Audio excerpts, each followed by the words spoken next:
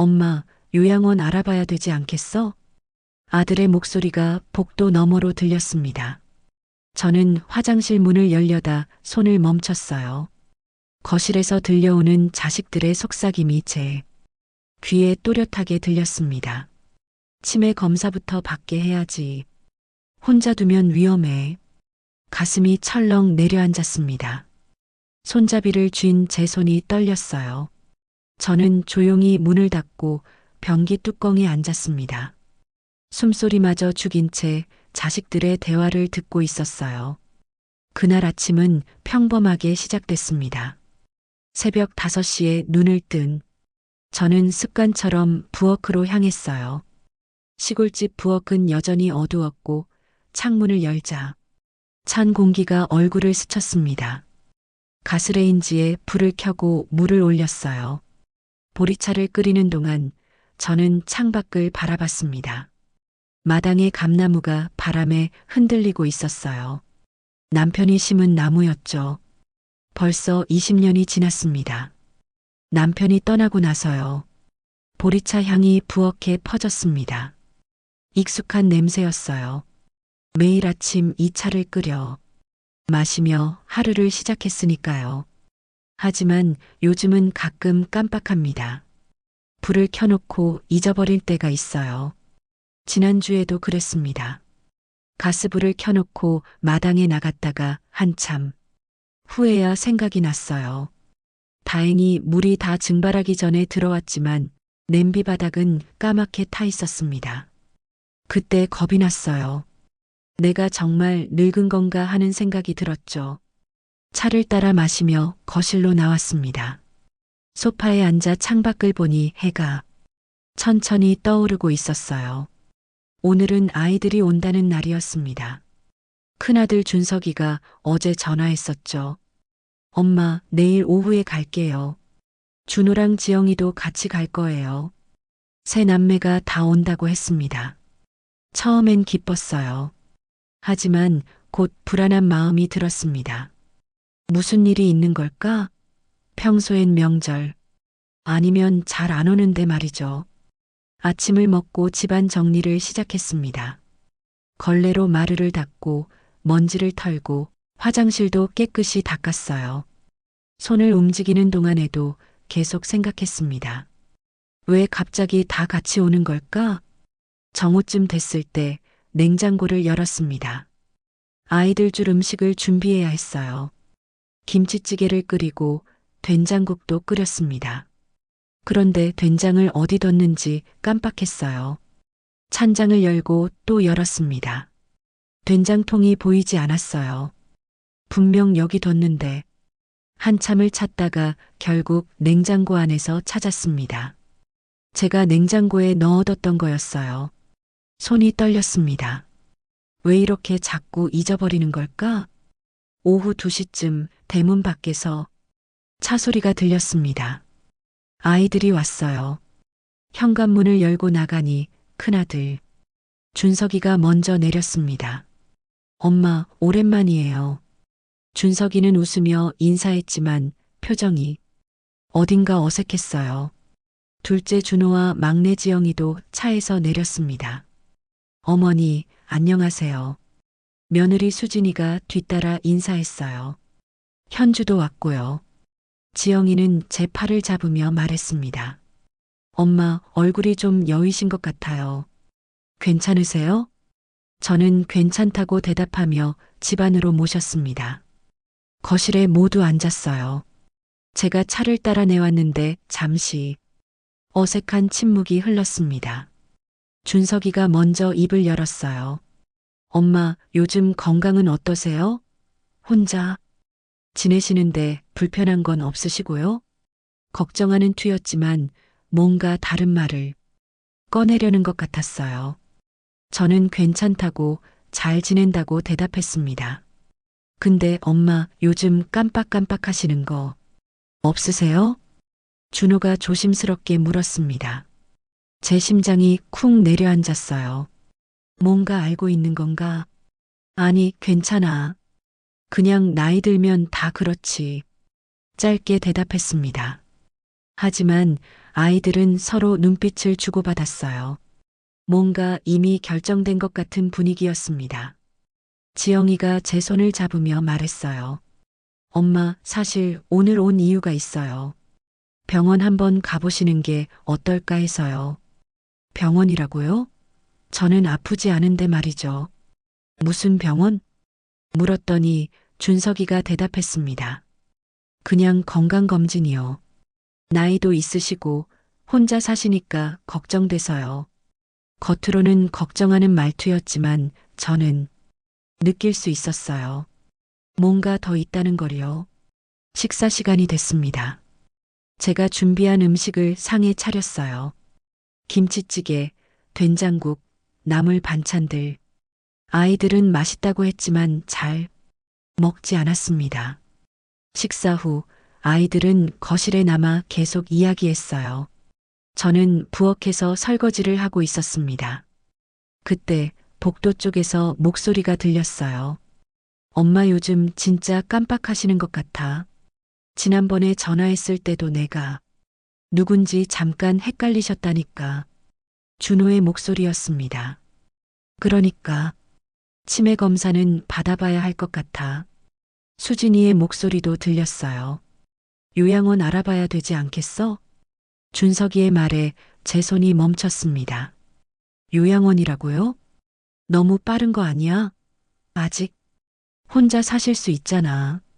지영이가 반대하는 목소리를 냈지만 준석이가 단호하게 말했습니다. 지금부터 알아봐야지. 나중에 더 심해지면 늦어. 치매는 빨리 진행될 수도 있다잖아. 제 가슴이 무너지는 것 같았습니다. 요양원. 자식들이 저를 요양원에 보내려 한다고요? 저는 조용히 화장실로 향했습니다. 문을 닫고 변기 뚜껑에 앉아 숨을 고르려 했어요. 하지만 눈물이 났습니다. 평생 저 아이들을 위해 살았습니다. 남편 사업 실패했을 때도, 시댁에서 외면당했을 때도 저 혼자 버텼어요. 새 남매 키우고 공부시키고 결혼시켰습니다. 그런데 이제 제가 늙었다고, 깜빡한다고 요양원에 보낸다고요? 화장실에서 나와 거실로 돌아왔습니다. 아이들은 금방 대화를 끊고 저를 보며 웃었어요. 엄마, 괜찮으세요? 지영이가 물었습니다. 저는 괜찮다고 고개를 끄덕였어요. 하지만 속으론 무너지고 있었습니다. 저녁이 되자 아이들은 돌아갔습니다. 다음 주에 병원 예약해 놓을 테니 꼭 가시라고 했어요. 저는 알았다고 대답했지만 정작 제 마음은 텅 비어 있었습니다. 혼자 남은 집, 거실에 앉아 멍하니 창밖을 바라봤습니다. 어둠이 내리고 감나무 그림자가 마당에 드리워졌어요. 요양원. 그 단어가 머릿속에서 맴돌았습니다. 저는 자리에서 일어나 안방으로 갔습니다. 오래된 오동나무 장롱이 벽 한쪽에 서 있었어요. 남편과 결혼할 때 가져온 장롱입니다. 손으로 장롱 문을 쓰다듬었습니다. 이 안에 뭔가 있었지. 40년 전 제가 몰래 숨겨둔 것들이요. 문득 생각했습니다. 아직 그게 거기 있을까? 하지만 오늘은 열어보지 않았어요. 힘이 없었습니다. 그저 장롱 앞에 서서 한참을 바라봤을 뿐이에요. 그날 밤 잠이 오지 않았습니다. 천장을 보며 계속 생각했어요. 정말 내가 치매에 걸린 걸까? 아니면 그냥 나이 든 것뿐일까?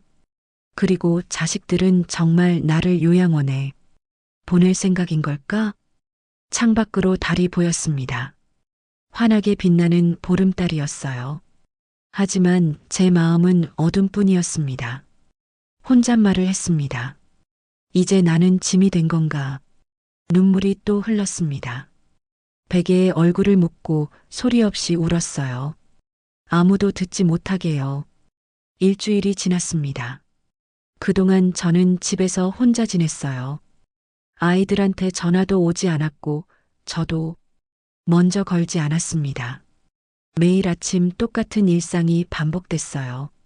새벽에 일어나 보리차를 끓이고 마당을 쓸고 텔레비전을 보다 잠들고 하지만 머릿속에선 계속 그 단어가 맴돌았습니다. 요양원. 어느 날 아침 준석이한테 전화가 왔어요. 엄마, 내일 오전 10시에 병원 예약했어요.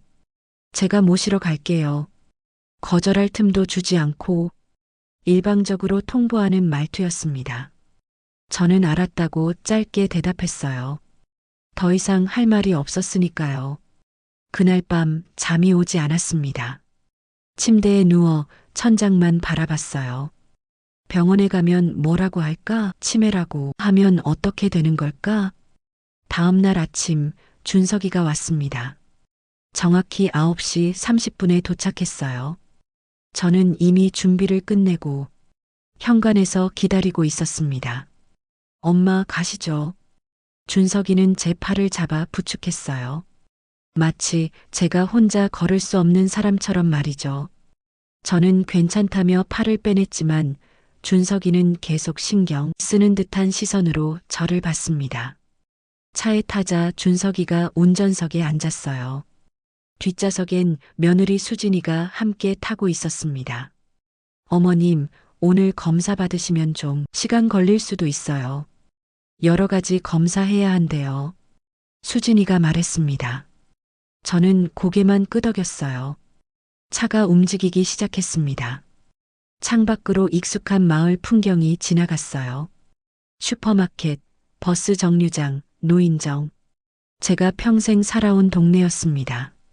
차 안은 조용했어요. 준석이는 라디오도 켜지 않았습니다. 그 침묵이 답답했어요. 30분쯤 지나 병원에 도착했습니다. 큰 대학병원이었어요. 주차장에 차를 세우고 엘리베이터를 탔습니다. 3층, 신경과라고 적혀 있었어요. 접수를 하고 대기실에 앉았습니다. 주변엔 나이 든 분들이 많았어요. 어떤 할머니는 휠체어에 앉아 계셨고 어떤 분은 보호자 없이 혼자 멍하니 앞만 보고 계셨습니다. 저도 저렇게 되는 건가? 불안한 마음이 커졌어요. 한명숙 환자분, 진료실로 들어오세요. 간호사가 불렀습니다. 저는 일어나 진료실 문을 열었어요. 준석이가 따라 들어왔습니다. 의사는 50대 남자였어요. 안경을 쓰고 컴퓨터 화면을 보고 있었습니다. 한명숙 환자분이시죠? 앉으세요. 저는 의자에 앉았고 준석이는 옆에 섰어요. 보호자분이시죠? 환자분이 최근에 어떤 증상을 보이시는지 말씀해 주세요. 의사가 준석이를 보며 물었습니다. 저한테 직접 물어보는 게 아니라 준석이한테 물었어요. 최근 들어 깜빡하는 일이 잦아졌어요. 전화했을 때 제가 누군지 잠깐 헷갈리기도 하셨고 가습을 켜놓고 잊어버리신 적도 있다고 들었습니다. 준석이가 설명했습니다. 저는 입을 다물고 앉아 있었어요. 마치 제가 그 자리에 없는 것처럼 둘이서 대화하고 있었습니다. 의사가 고개를 끄덕이며 저를 봤어요. 한명숙 환자분, 제가 몇 가지 질문 드릴게요. 오늘 날짜가 어떻게 되죠? 저는 대답했습니다. 10월 17일인가요? 사실 정확히 기억나지 않았어요. 그냥 추측한 거였습니다. 올해가 몇 년도죠? 2024년이요. 이건 확실했습니다. 대통령이 누구죠? 잠깐 머릿속이 하얘졌어요. 대통령? 누구더라? 텔레비전에서 봤는데 이름이 생각나지 않았습니다. 잘 모르겠어요. 제 목소리가 떨렸습니다. 의사는 무표정하게 뭔가를 적었어요. 지금부터 제가 세 단어를 말씀드릴 거예요. 잘 들으시고 나중에 다시 말씀해 주세요. 비행기, 연필, 소나무. 따라해 보세요. 비행기, 연필, 소나무. 저는 따라 말했습니다. 좋아요. 기억하고 계세요. 의사는 계속 질문했어요. 100에서 7씩 빼라고 하고 시계 그림을 그려보라고 하고 여러 가지 검사를 했습니다. 마지막으로 물었어요. 아까 제가 말씀드린 세 단어 기억나세요? 저는 생각해 봤습니다. 비행기. 그 다음이 뭐였지? 연필인가? 아니면 나무? 소나무였나? 비행기, 연필. 그 다음이 생각나지 않았어요. 입술만 달싹거렸습니다. 괜찮습니다. 이제 MRI 검사하고 오세요. 의사가 검사지를 주며 말했습니다. MRI실로 이동했습니다. 좁은 기계 안에 누워야 했어요. 시끄러운 소리가 계속 들렸고 숨이 막히는 것 같았습니다. 검사가 끝나고 다시 대기실로 돌아왔어요. 1시간쯤 기다리라고 했습니다. 준석이는 복도에서 전화 통화를 하고 있었고 수진이는 옆에 앉아 휴대폰만 보고 있었어요. 저는 혼자 창밖을 바라봤습니다. 병원 정원에 나무가 심어져 있었어요. 바람에 나뭇잎이 흔들리고 있었습니다. 저 나무는 자기가 어디 있는지 알까? 누가 자기를 심었는지 기억할까? 문득 무서워졌습니다. 나도 저렇게 되는 건가? 아무것도 기억 못하고 가족도 알아보지 못하고. 한명숙 환자분, 다시 진료실로 오세요. 간호사가 불렀습니다.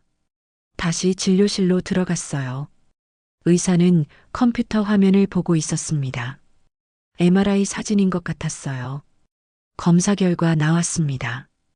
의사가 준석이를 보며 말했습니다. 또 저한테가 아니라 준석이한테요. 경도 인지장애 소견이 보입니다. 해마 부분에 위축이 있고 인지 기능. 검사에서도 정상 범위보다 낮게 나왔어요. 준석이가 물었습니다. 그럼 치매인 건가요? 아직 치매로 확정할 단계는 아닙니다. 하지만 치매 초기 단계로 진행될 가능성이 있어요. 정기적으로 검사 받으시고 약 처방받아 드시는 게 좋겠습니다. 제 머릿속이 하얘졌습니다. 치매 가능성이라고요? 혼자 생활하시기엔 위험할 수도 있습니다. 가습을 사거나 길을 잃어버리는 일이 생길 수 있으니 가족분들이 자주 확인해 주셔야 해요. 의사의 말이 귀에 들어오지 않았어요. 그저 멍하니 앉아 있었습니다. 진료실을 나왔습니다. 준석이는 처방전을 받아들고 약국으로 향했어요. 저는 그 뒤를 따라갔습니다. 약을 받고 병원을 나왔어요. 차에 타자 준석이가 말했습니다. 엄마, 걱정 마세요.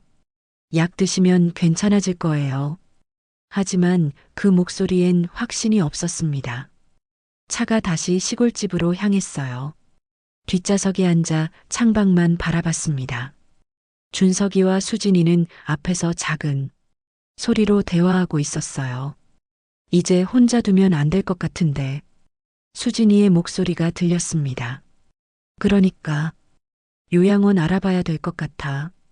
준석이의 대답에 제 가슴이 철렁 내려앉았어요. 역시 요양원이었습니다. 너무 빠른 거 아니야? 아직 혼자 생활하실 수 있잖아. 지금부터 알아봐야지. 대기자가 많다던데. 좋은 곳은 몇 년씩 기다린대. 둘의 대화를 들으며 저는 입술을 깨물었어요. 눈물이 날 것 같았지만 참았습니다. 집에 도착했습니다. 차에서 내려 현관문을 열었어요. 준석이가 따라 들어왔습니다. 엄마, 약 꼭 챙겨 드세요. 하루 3번이에요. 제가 며칠 후에 다시 올게요. 저는 알았다고 대답했습니다. 준석이는 곧 떠났어요. 혼자 남은 집, 거실에 앉아 약봉지를 들여다봤습니다. 치매 초기 치료제라고 적혀 있었어요. 손이 떨렸습니다. 정말 제가 치매인가요? 소파에 그대로 주저앉았습니다. 힘이 하나도 없었어요. 평생 건강하게 살았는데 아이들 뒷바라지하느라 제 몸도 돌보지 못했는데 창밖이 어두워지고 있었습니다.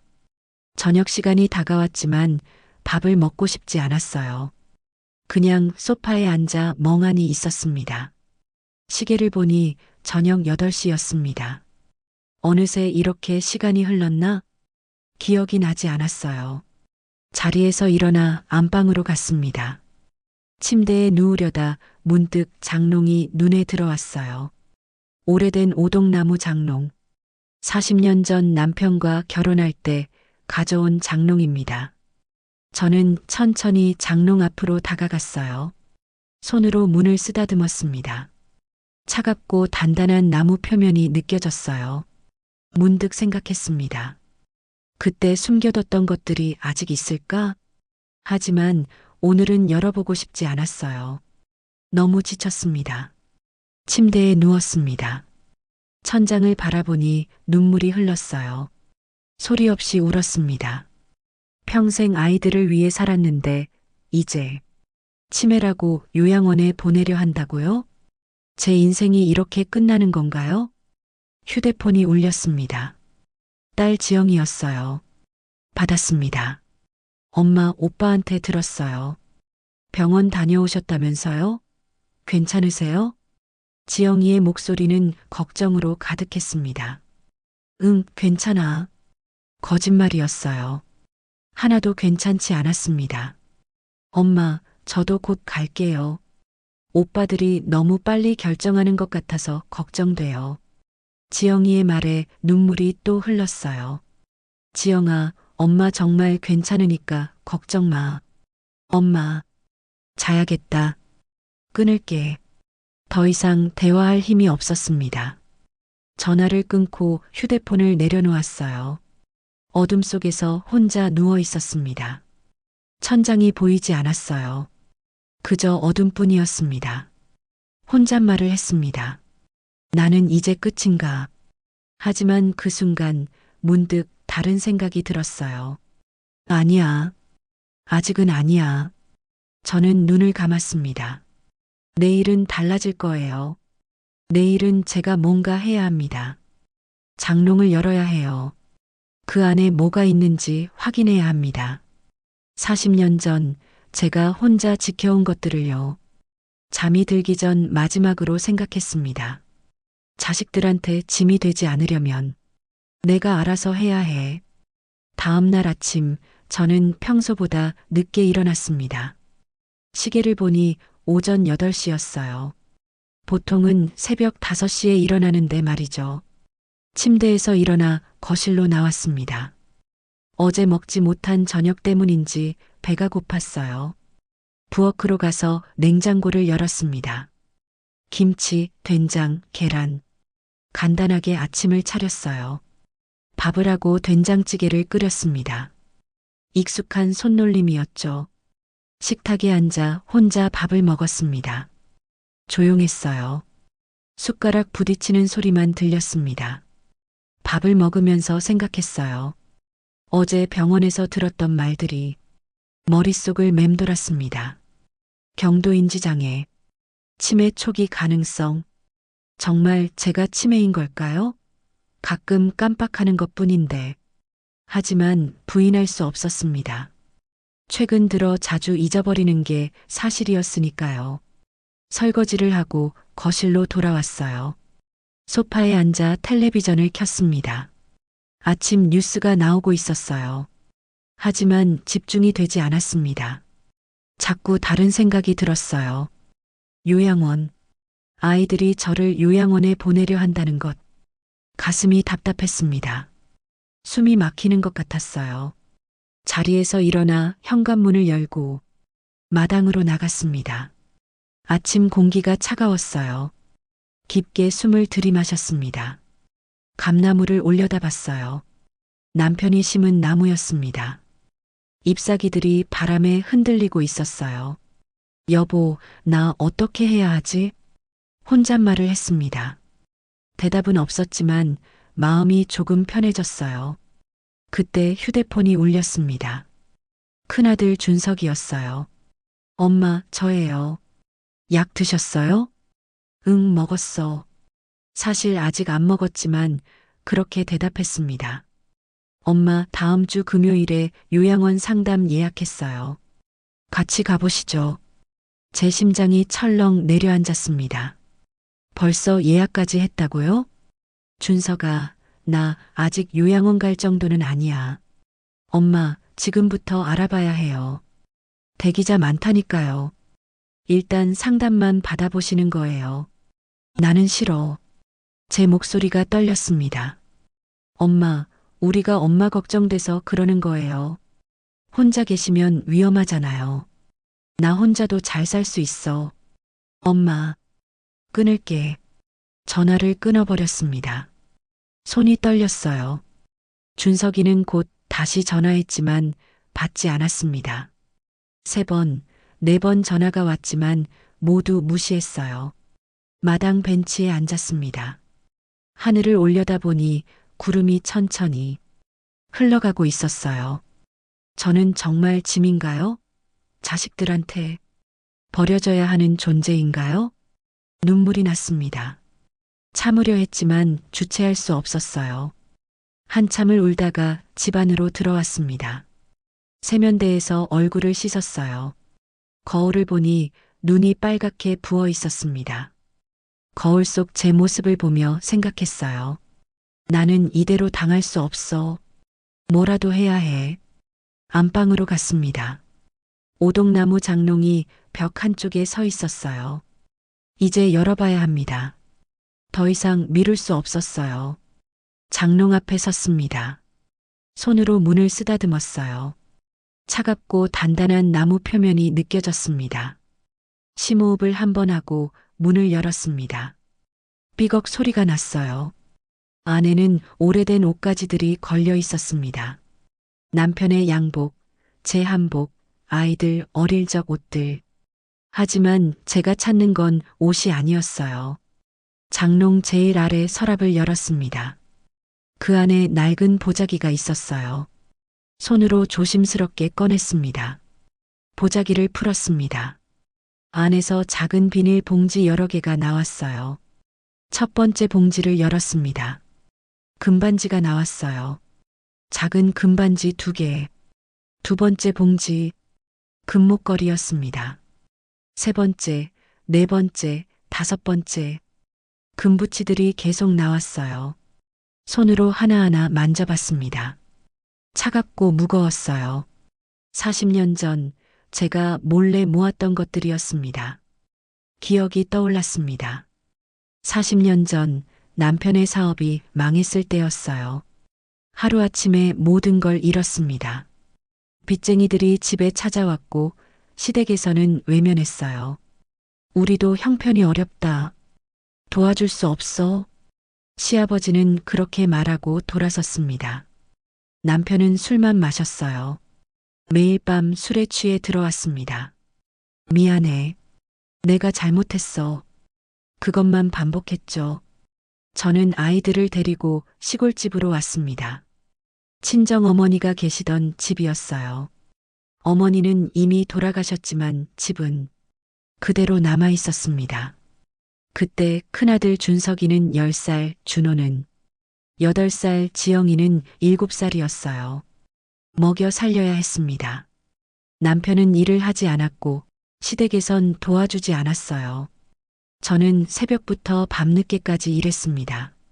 식당에서 설거지하고 남의 집 청소하고 농사일도 거들었어요. 손이 부르트고 허리가 아팠지만 참았습니다. 아이들을 위해서요. 그렇게 번 돈으로 조금씩 금을 샀습니다. 남편 몰래요. 나중을 위해서야. 언젠가 필요할 날이 올 거야. 그렇게 스스로에게 말하며 하나씩 모았습니다. 금반지 하나, 금목걸이 하나.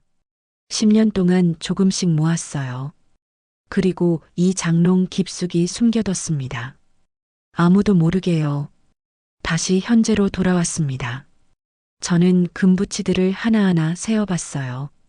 반지 5개, 목걸이 3개, 팔찌 2개. 모두 합치면 상당한 무게였습니다. 이게 지금 얼마나 될까? 궁금했어요. 서랍을 더 뒤적였습니다. 제일 밑에 또 다른 봉투가 있었어요. 조심스럽게 꺼냈습니다. 낡은 갈색 봉투였어요. 펼쳐보니 서류가 나왔습니다. 토지 대장이었습니다. 손이 떨렸어요. 이것까지 있었구나. 서류를 자세히 봤습니다. 충청남도 아산시 탕정면. 땅 주소가 적혀 있었어요. 면적 500평, 소유자 한명숙. 제 이름이 적혀 있었습니다. 이 땅은 친정아버지가 물려주신 거였어요. 제가 20살 때였습니다. 명수가 이 땅은 내 거야. 나중에 필요할 때 쓰렴. 아버지는 그렇게 말씀하셨어요. 하지만 그때는 그냥 시골 땅이었습니다. 논도 밭도 아닌 허벌판이었어요. 결혼하고 나서도 그 땅은 그냥 방치해뒀습니다. 세금만 매년 납부했어요. 남편도 몰랐습니다. 시댁에서도 몰랐고요. 오직 저만 알고 있는 땅이었어요. 그런데 이게 아직 제 명의로 남아있을까? 손으로 서류를 쓰다듬었습니다. 종이가 낡아 바스락거렸어요. 확인해 봐야겠다는 생각이 들었습니다. 자리에서 일어나 휴대폰을 찾았어요. 인터넷 검색을 시작했습니다. 등기부등본 떼는 법. 검색 결과가 나왔습니다. 인터넷으로 발급받을 수 있다고 나와 있었어요. 하지만 복잡해 보였습니다. 저는 컴퓨터를 잘 다루지 못했으니까요. 면사무소에 가야겠다고 생각했습니다. 직접 가서 떼는 게 나을 것 같았어요. 옷을 갈아입었습니다. 외출복으로요. 가방을 챙기고 토지 서류를 넣었어요. 현관문을 나서며 주변을 둘러봤습니다. 혹시 아이들이 올까봐 조심스러웠어요. 다행히 아무도 없었습니다. 버스 정류장으로 걸어갔습니다. 면사무소까지 버스로 20분 거리였어요. 버스를 기다리는 동안 하늘을 올려다봤습니다. 구름 한 점 없이 맑았어요. 제발 이 땅이 아직 내 명의로 남아있기를. 속으로 기도했습니다. 버스가 왔습니다. 타서 창가 자리에 앉았어요. 버스가 천천히 출발했습니다. 창밖으로 익숙한 풍경이 지나갔어요. 논밭, 비닐하우스, 작은 가게들. 제가 평생 살아온 곳이었습니다. 20분 후 면사무소 앞에서 내렸습니다. 건물 안으로 들어가니 민원실이 보였어요. 창구로 다가갔습니다. 젊은 직원이 앉아 있었어요. 무슨 일로 오셨어요? 등기부등본 떼려고 하는데요. 주소 알려주세요. 저는 서류를 꺼내 보여줬습니다. 직원은 컴퓨터를 두드리기 시작했어요. 제 심장이 빠르게 뛰었습니다. 손에 땀이 났어요. 잠시만요. 직원이 화면을 보며 말했습니다. 시간이 천천히 흘렀어요. 1분, 2분, 3분. 나왔습니다. 직원이 프린터에서 종이를 꺼내 건넸습니다. 여기요. 손이 떨리며 종이를 받았습니다. 등기부등본이었어요. 소유자 란을 봤습니다. 한명숙. 제 이름이 선명하게 적혀 있었습니다. 숨이 멎는 줄 알았어요. 아직 제 땅이었습니다. 40년이 지났지만 여전히 제 명의였어요. 감사합니다. 간신히 말하고 민원실을 나왔습니다. 복도 벤치에 앉았어요. 등기부등본을 다시 펼쳐봤습니다. 천천히 읽어 내려갔어요. 소유자, 면적, 주소 모두 확인됐습니다. 그런데 한 가지 더 눈에 띄는 게 있었어요. 비고란에 작은 글씨로 뭔가 적혀 있었습니다. 읽어보려 했지만 글씨가 너무 작았어요. 가방에서 돋보기를 꺼냈습니다. 다시 봤어요. 도시개발 예정구역. 심장이 쿵 내려앉았습니다. 도시개발? 이게 무슨 뜻이죠? 주변을 둘러봤습니다. 면사무소 직원한테 다시 물어볼까? 생각했지만 왠지 조심스러웠어요. 일단 집으로 돌아가 자세히 알아보기로 했습니다. 버스를 타고 집으로 돌아왔어요. 시계를 보니 오후 1시였습니다. 점심을 거른 것 같았지만 배가 고프지 않았습니다. 머릿속이 복잡했어요. 거실 탁자에 등기부등본을 펼쳐놓고 다시 봤습니다. 도시개발 예정구역. 이게 좋은 건가, 나쁜 건가? 휴대폰을 꺼내 검색했습니다. 도시개발 예정구역 의미. 검색 결과가 나왔어요. 천천히 읽기 시작했습니다. 도시개발 예정구역으로 지정되면 토지 보상이 이루어질 수 있으며, 보상이라고요? 더 읽어 내려갔습니다. 개발 시 토지 소유주에게 보상금이 지급되거나 높은 가격으로 매각 가능. 손이 떨렸습니다. 그럼 제 땅이 돈이 될 수도 있다는 건가요? 하지만 얼마나 될지는 알 수 없었습니다.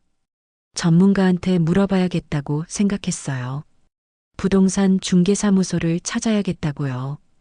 가방을 챙겨 다시 외출 준비를 했습니다. 하지만 문득 멈췄어요. 이걸 아이들한테 말해야 하나? 잠시 고민했습니다. 아니야.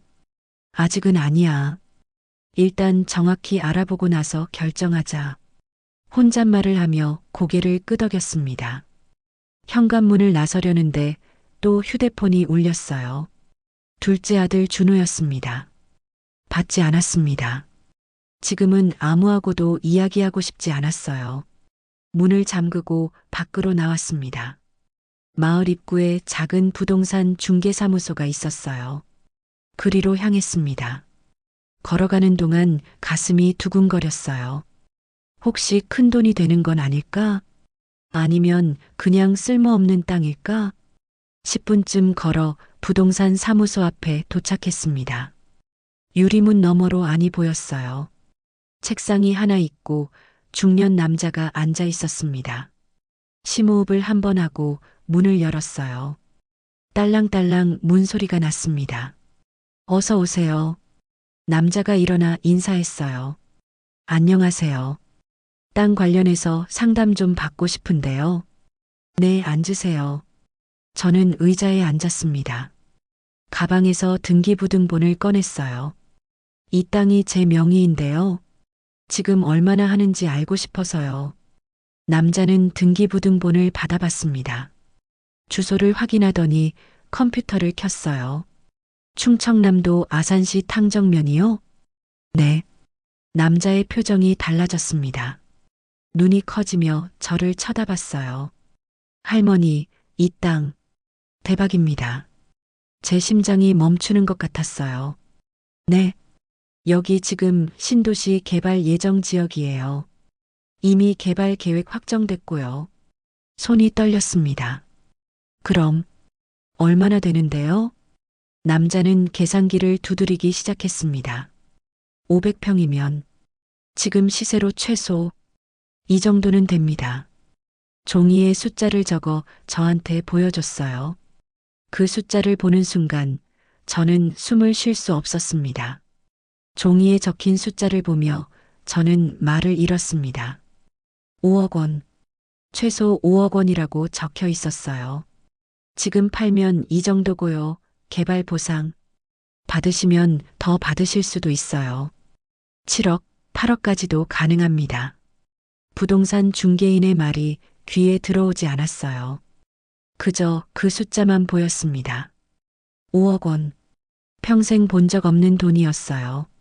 할머니, 괜찮으세요? 중개인이 걱정스러운 표정으로 물었습니다. 아, 네, 괜찮아요. 간신히 대답했어요. 언제 파실 생각이세요?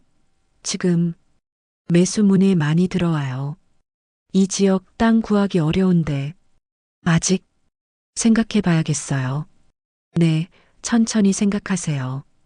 근데 너무 늦으면 개발 절차 들어가면서 매매가 어려워질 수도 있어요. 중개인은 명함을 한 장 꺼내 건넸습니다. 결정하시면 연락 주세요. 제가 좋은 가격에 연결해 드릴게요. 명함을 받아 가방에 넣었습니다. 등기부등본도 다시 챙겼어요. 감사합니다.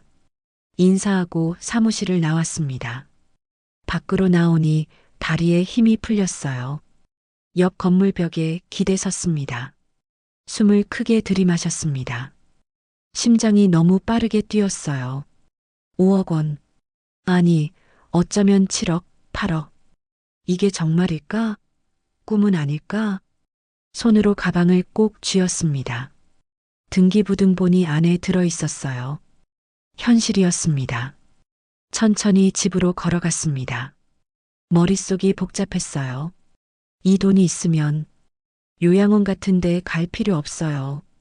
혼자서도 충분히 살 수 있습니다. 아이들한테 의지하지 않아도 돼요. 하지만 동시에 불안했습니다. 이 사실을 아이들이 알면 어떻게 될까? 혹시 이 땅을 빼앗으려 하진 않을까? 아니야. 내 명의야. 누구도 뺏을 수 없어. 혼잣말을 하며 고개를 저었습니다. 집에 도착했어요. 현관문을 열고 들어서니 텅 빈 집이 저를 맞았습니다.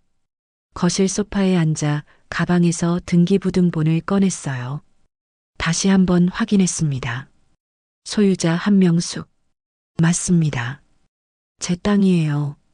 서류를 탁자 위에 놓고 한참을 바라봤습니다. 40년 전 아버지가 물려주신 땅. 그때는 쓸모없다고 생각했는데 아버지 고맙습니다. 혼잣말을 했어요. 눈물이 날 것 같았습니다. 휴대폰을 확인했습니다. 부재중 전화가 여러 통 와 있었어요. 준석이 3통, 준호 2통, 지영이 1통, 문자도 와 있었습니다. 엄마, 전화 좀 받으세요. 요양원 상담 날짜 다시 잡아야 해요. 어머니, 형이 걱정하는데 연락 좀 주세요. 엄마, 괜찮으세요?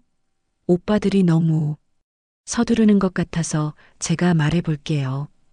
지영이의 문자를 보며 가슴이 아팠어요. 딸만이 제 편인 것 같았습니다. 하지만 지영이한테도 아직 말하고 싶지 않았어요. 땅 이야기를요. 휴대폰을 내려놓고 부엌으로 갔습니다. 저녁을 준비해야 했어요. 냉장고를 열었는데 뭘 먹고 싶은지 모르겠었습니다. 식욕이 없었어요. 그냥 라면을 끓였습니다. 간단하게요. 라면을 먹으면서도 계속 생각했어요. 이제 어떻게 해야 하지? 땅을 팔아야 하나? 아니면 개발 보상을 기다려야 하나?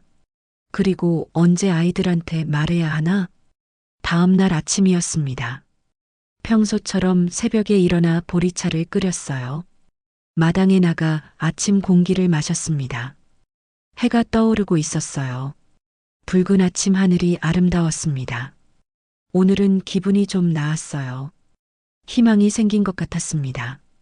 아침을 먹고 설거지를 하는데 현관 초인종이 울렸습니다. 누구지? 시계를 보니 오전 8시였어요. 문구멍으로 내다보니 딸 지영이가 서 있었습니다. 문을 열었어요. 지영아, 왜 이렇게 일찍 왔어? 엄마. 지영이의 목소리가 떨렸습니다. 얼굴을 보니 눈이 빨갛게 부어 있었어요. 왜 그래? 무슨 일 있어? 엄마, 오빠들이 너무해요. 지영이는 현관에 들어서자마자 울음을 터뜨렸습니다. 저는 놀라 지영이를 안으로 모셨어요. 거실 소파에 앉혔습니다. 무슨 일인데 그래? 어제 오빠들이랑 통화했어요. 요양원 얘기 나왔는데 큰오빠가 이미 상담 예약까지 다 했대요. 엄마 의견도 안 물어보고 지영이는 눈물을 닦으며 말했습니다. 그리고 제가 말했어요. 너무 빠른 거 아니냐고 엄마가 아직 혼자 사실 수 있다고. 그랬더니 뭐래? 큰오빠가 그러더라고요. 내가 모실 거면 내가 모셔. 우리는 못 모신다고. 돈도 없으면서 무슨 말이 맞냐고. 지영이의 목소리가 떨렸어요. 제 가슴이 무너지는 것 같았습니다. 아들이 그런 말을 했다고요? 지영아, 괜찮아. 엄마는 괜찮아. 아니에요, 엄마. 전 너무 화가 나요. 오빠들이 엄마를 짐으로만 생각하는 것 같아서. 지영이는 제 손을 잡으며 울었습니다. 엄마, 제가 모실 수 있으면 좋겠는데 저희 집도 형편이 어려워서 미안해요. 지영아, 내가 왜 미안해. 내 잘못이 아니야. 저는 지영이의 등을 쓰다듬어 주었습니다. 엄마는 혼자서도 잘 살 수 있어. 걱정하지 마. 근데 오빠들이 계속 요양원 얘기만 해요. 다음 주 금요일에 꼭 가야 한대요. 제 손이 멈췄습니다. 다음 주 금요일이라고요? 엄마 가기 싫으시면 안 가셔도 돼요. 제가 오빠들한테 다시 말할게요. 지영아, 저는 딸의 얼굴을 보며 생각했어요. 이제 말해야 하나? 땅 이야기를요? 아니야. 아직은 아니야. 지영이한테도 부담 주고 싶지 않았어요. 지영아, 엄마가 알아서 할 거야. 너는 걱정하지 마. 엄마, 너도 내 식구 챙기기 바쁘잖아. 엄마는 괜찮으니까 너무 신경 쓰지 마. 지영이는 고개를 저었습니다. 아니에요. 엄마가 제일 중요해요. 지영이의 말에 눈물이 났어요. 참으려 했지만 주체할 수 없었습니다. 엄마, 왜 우세요? 아니야. 그냥 내가 고마워서. 저는 지영이를 안아줬어요. 딸도 저를 꼭 안아줬습니다. 한참을 그렇게 있었어요. 지영이와 함께 아침을 먹었습니다. 제가 계란말이를 해줬어요. 지영이가 어렸을 때 좋아하던 반찬이었습니다. 엄마, 맛있어요. 역시 엄마 손맛이 최고예요. 지영이는 웃으며 말했지만 눈가는 여전히 빨갰어요. 식사 후 설거지를 하는데 지영이가 집안을 둘러봤습니다. 엄마, 혼자 계시는데 청소는 잘하세요? 응, 할만해. 냉장고는요? 음식 제대로 드세요? 그럼. 걱정 마. 지영이는 냉장고를 열어봤어요. 안에 김치, 된장, 반찬들이 있었습니다. 엄마, 제가 반찬 좀 해놓고 갈게요. 괜찮아. 엄마 혼자 해 먹을 수 있어. 아니에요. 제가 하고 싶어요. 지영이는 부엌으로 가서 음식을 준비하기 시작했어요. 저는 거실에 앉아 딸이 부엌에서 움직이는 모습을 봤습니다. 지영이만이라도 제 편이어서 다행이었어요. 하지만 동시에 마음이 아팠습니다. 딸한테까지 부담을 주고 싶지 않았으니까요. 손으로 가방을 만졌어요. 안에 등기부등본이 들어 있었습니다. 이 땅만 있으면 아무한테도 의지하지 않아도 돼요. 지영이한테도 아들들한테도요. 혼자서도 충분히 살 수 있습니다. 점심때가 되어 지영이는 돌아갔습니다. 엄마, 반찬 냉장고에 넣어뒀어요. 꼭 드세요. 알았어. 고마워, 지영아. 엄마, 오빠들 때문에 너무 상처받지 마세요. 제가 계속 말할게요. 응, 알았어. 현관문을 닫고 혼자 남았습니다. 냉장고를 열어보니 지영이가 만든 반찬들이 가득했어요. 갈비조림, 멸치볶음, 시금치나물. 지영이는 착했습니다. 언제나 저를 걱정해줬어요. 하지만 이제 지영이한테도 부담 주고 싶지 않았습니다. 제가 알아서 해야 해요. 거실로 돌아와 탁자에 앉았습니다. 노트를 꺼내 뭔가 적기 시작했어요. 해야 할 일. 1. 땅 매매 결정하기. 2. 변호사 상담 받기. 3. 아이들한테 언제 말할지 결정하기. 펜을 들고 한참을 생각했습니다. 일단 땅을 팔아야 할 것 같았어요. 개발 보상을 기다리면 시간이 너무 오래 걸릴 수 있었으니까요. 그리고 빨리 현금화해서 제 앞으로의 삶을 준비해야 했습니다. 부동산 중개인이 준 명함을 꺼냈어요. 전화번호가 적혀 있었습니다. 전화를 걸까 말까 망설였습니다. 하지만 곧 결심했어요. 전화기를 들었습니다. 벨이 울렸어요. 한 번, 두 번, 세 번. 여보세요? 중개인의 목소리가 들렸습니다. 저, 어제 갔던 한명숙인데요. 탕정면 땅 가지고 있는. 아, 네. 기억나요. 결정하셨어요? 네. 팔려고 하는데요. 어떻게 하면 되죠? 좋아요. 제가 바로 매수자 연결해 드릴게요. 언제 시간 되세요? 아무 때나 괜찮아요. 그럼 내일 오전에 사무실로 오실 수 있어요? 매수자분이랑 같이 만나시는 게 좋을 것 같은데요. 제 심장이 빠르게 뛰었습니다. 네, 알겠습니다. 그럼 내일 오전 10시에 뵐게요. 전화를 끊었습니다. 손이 떨렸어요. 정말로 시작되는 거였습니다. 창밖을 바라봤어요. 해가 중천에 떠 있었습니다. 혼잣말을 했어요. 이제 내 인생은 내가 책임진다. 목소리가 떨렸지만 단호했습니다. 그날 저녁 준석이한테 전화가 왔습니다. 받지 않으려다 결국 받았어요. 엄마, 왜 전화 안 받으세요? 걱정됐잖아요. 미안해. 좀 바빴어. 엄마, 다음 주 금요일 요양원 상담 예약됐어요. 꼭 가셔야 해요. 준석아, 나 생각 좀 더 해봐야겠어.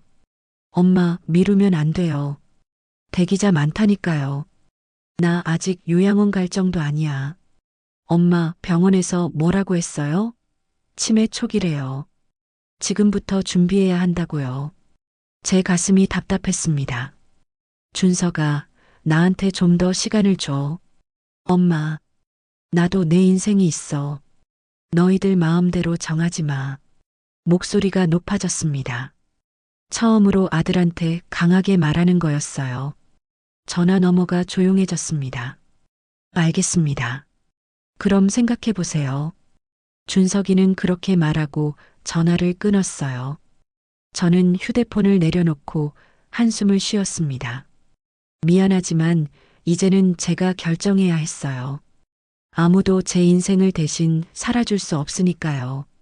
침대에 누워 천장을 봤습니다. 내일이면 땅 매수자를 만나게 됩니다. 내일이면 모든 게 달라질 거예요. 눈을 감았어요. 두렵지 않았습니다. 오히려 기대됐어요. 새로운 시작이 기다리고 있었으니까요. 다음 날 아침 저는 평소보다 일찍 일어났습니다. 새벽 4시였어요. 잠이 오지 않았습니다. 계속 뒤척이다 결국 일어났어요. 부엌으로 가서 물을 끓였습니다. 보리차를 만들어 한 잔 마셨어요. 따뜻한 차가 목으로 넘어갔습니다. 오늘 오전 10시에 부동산 사무실에서 땅 매수자를 만나기로 했어요. 떨렸습니다. 정말로 팔아야 하나? 아직도 확신이 서지 않았어요. 하지만 다른 선택지가 없었습니다. 요양원에 가고 싶지 않았고 아이들한테 짐이 되고 싶지도 않았으니까요. 새벽 공기를 마시러 마당에 나갔어요. 어둠이 아직 남아 있었지만 동쪽 하늘이 조금씩 밝아지고 있었습니다. 감나무를 올려다봤어요. 여보, 내가 잘하는 거 맞지? 혼잣말을 했습니다. 남편에게 묻는 것처럼요. 바람이 불었습니다. 나뭇잎이 바스락거렸어요. 마치 대답하는 것 같았습니다. 오전 8시 씻고 옷을 갈아입었습니다. 제일 단정한 옷으로요. 거울을 보며 머리를 빗었어요. 흰머리가 많이 보였습니다. 늙었구나. 혼잣말을 했어요. 하지만 눈빛만은 또렷했습니다. 어제보다 더 확고해 보였어요. 가방을 챙겼습니다. 등기부등본, 토지 서류, 신분증 모두 넣었어요. 현관문을 나서는데 휴대폰이 울렸습니다. 둘째 준호였어요. 받지 않았습니다. 지금은 집중해야 했으니까요. 버스 정류장으로 걸어갔어요. 아침 햇살이 따뜻했습니다. 버스를 타고 부동산 사무실이 있는 곳으로 향했습니다. 20분 거리였어요. 창밖을 보며 생각했어요. 오늘 이후로 모든 게 달라질 거예요. 더 이상 가난한 할머니가 아닙니다. 요양원에 갈 필요도 없어요. 제 힘으로 제 삶을 살 수 있습니다. 오전 9시 50분 부동산 사무실 앞에 도착했습니다. 심호흡을 한 번 하고 문을 열었어요. 어서 오세요. 중개인이 반갑게 맞아줬습니다. 그리고 옆에 낯선 남자가 앉아 있었어요. 40대 중반쯤 되어 보이는 남자였습니다. 정장을 단정하게 입고 있었어요. 할머니, 이분이 매수자분이세요. 김상훈 대표님이십니다. 남자가 일어나 악수를 청했습니다. 안녕하세요. 김상훈입니다. 건설 관련 일을 하고 있어요. 안녕하세요.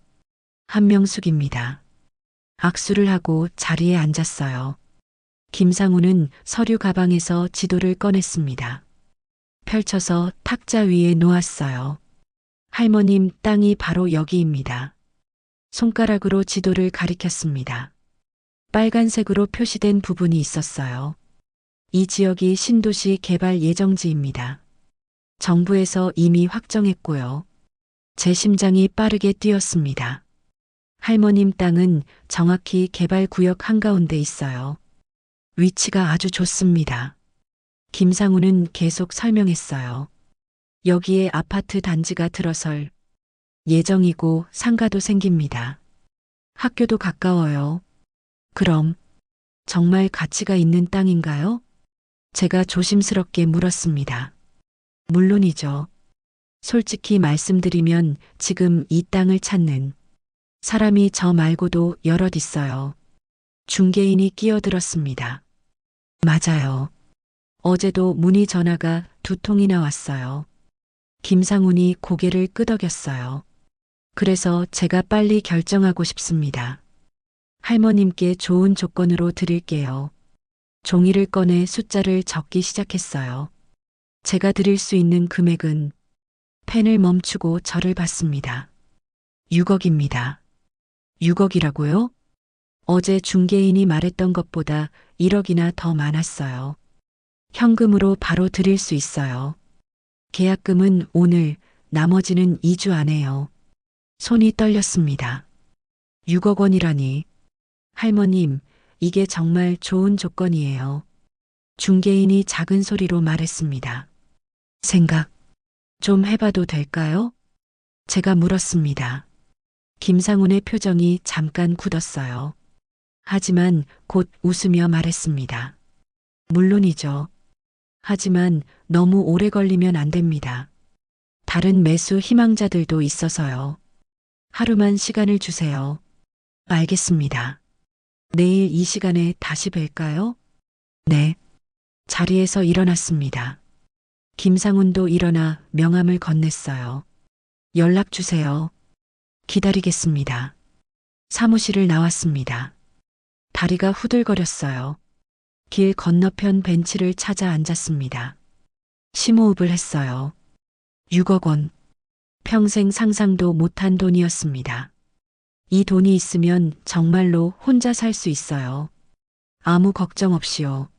하지만 동시에 무서웠습니다. 이렇게 큰 결정을 혼자 해도 되는 걸까? 집으로 돌아가는 버스 안에서 계속 생각했어요. 팔아야 하나 말아야 하나. 아이들한테 말해야 하나 말아야 하나. 머릿속이 복잡했습니다. 집에 도착했어요. 현관문을 열고 들어서니 익숙한 냄새가 났습니다. 거실에 앉아 가방에서 김상훈이 준 명함을 꺼냈어요. 탁자 위에 놓고 한참을 바라봤습니다. 그때 현관 초인종이 울렸습니다. 문구멍으로 내다보니 큰아들 준석이가 서 있었어요. 가슴이 철렁 내려앉았습니다. 왜 왔지? 문을 열었습니다. 엄마 안 계신 줄 알았어요. 전화를 안 받으시길래. 준석이는 안으로 들어왔습니다. 그리고 거실을 둘러봤어요. 제 심장이 빠르게 뛰었습니다. 탁자 위에 명함과 지도가 놓여 있었거든요. 빨리 치워야 했는데 준석이가 먼저 다가왔습니다. 엄마, 이게 뭐예요? 탁자 위 명함을 집어들었어요. 김상훈, 건설회사? 제 얼굴이 하얗게 질렸습니다. 엄마, 건설회사랑 무슨 일이 있으세요? 아무것도 아니야. 아무것도 아닌데 왜 명함이 여기 있어요? 준석이는 지도도 봤습니다. 펼쳐진 지도에 빨간색으로 표시된 부분이 보였어요. 이게 뭐예요? 땅.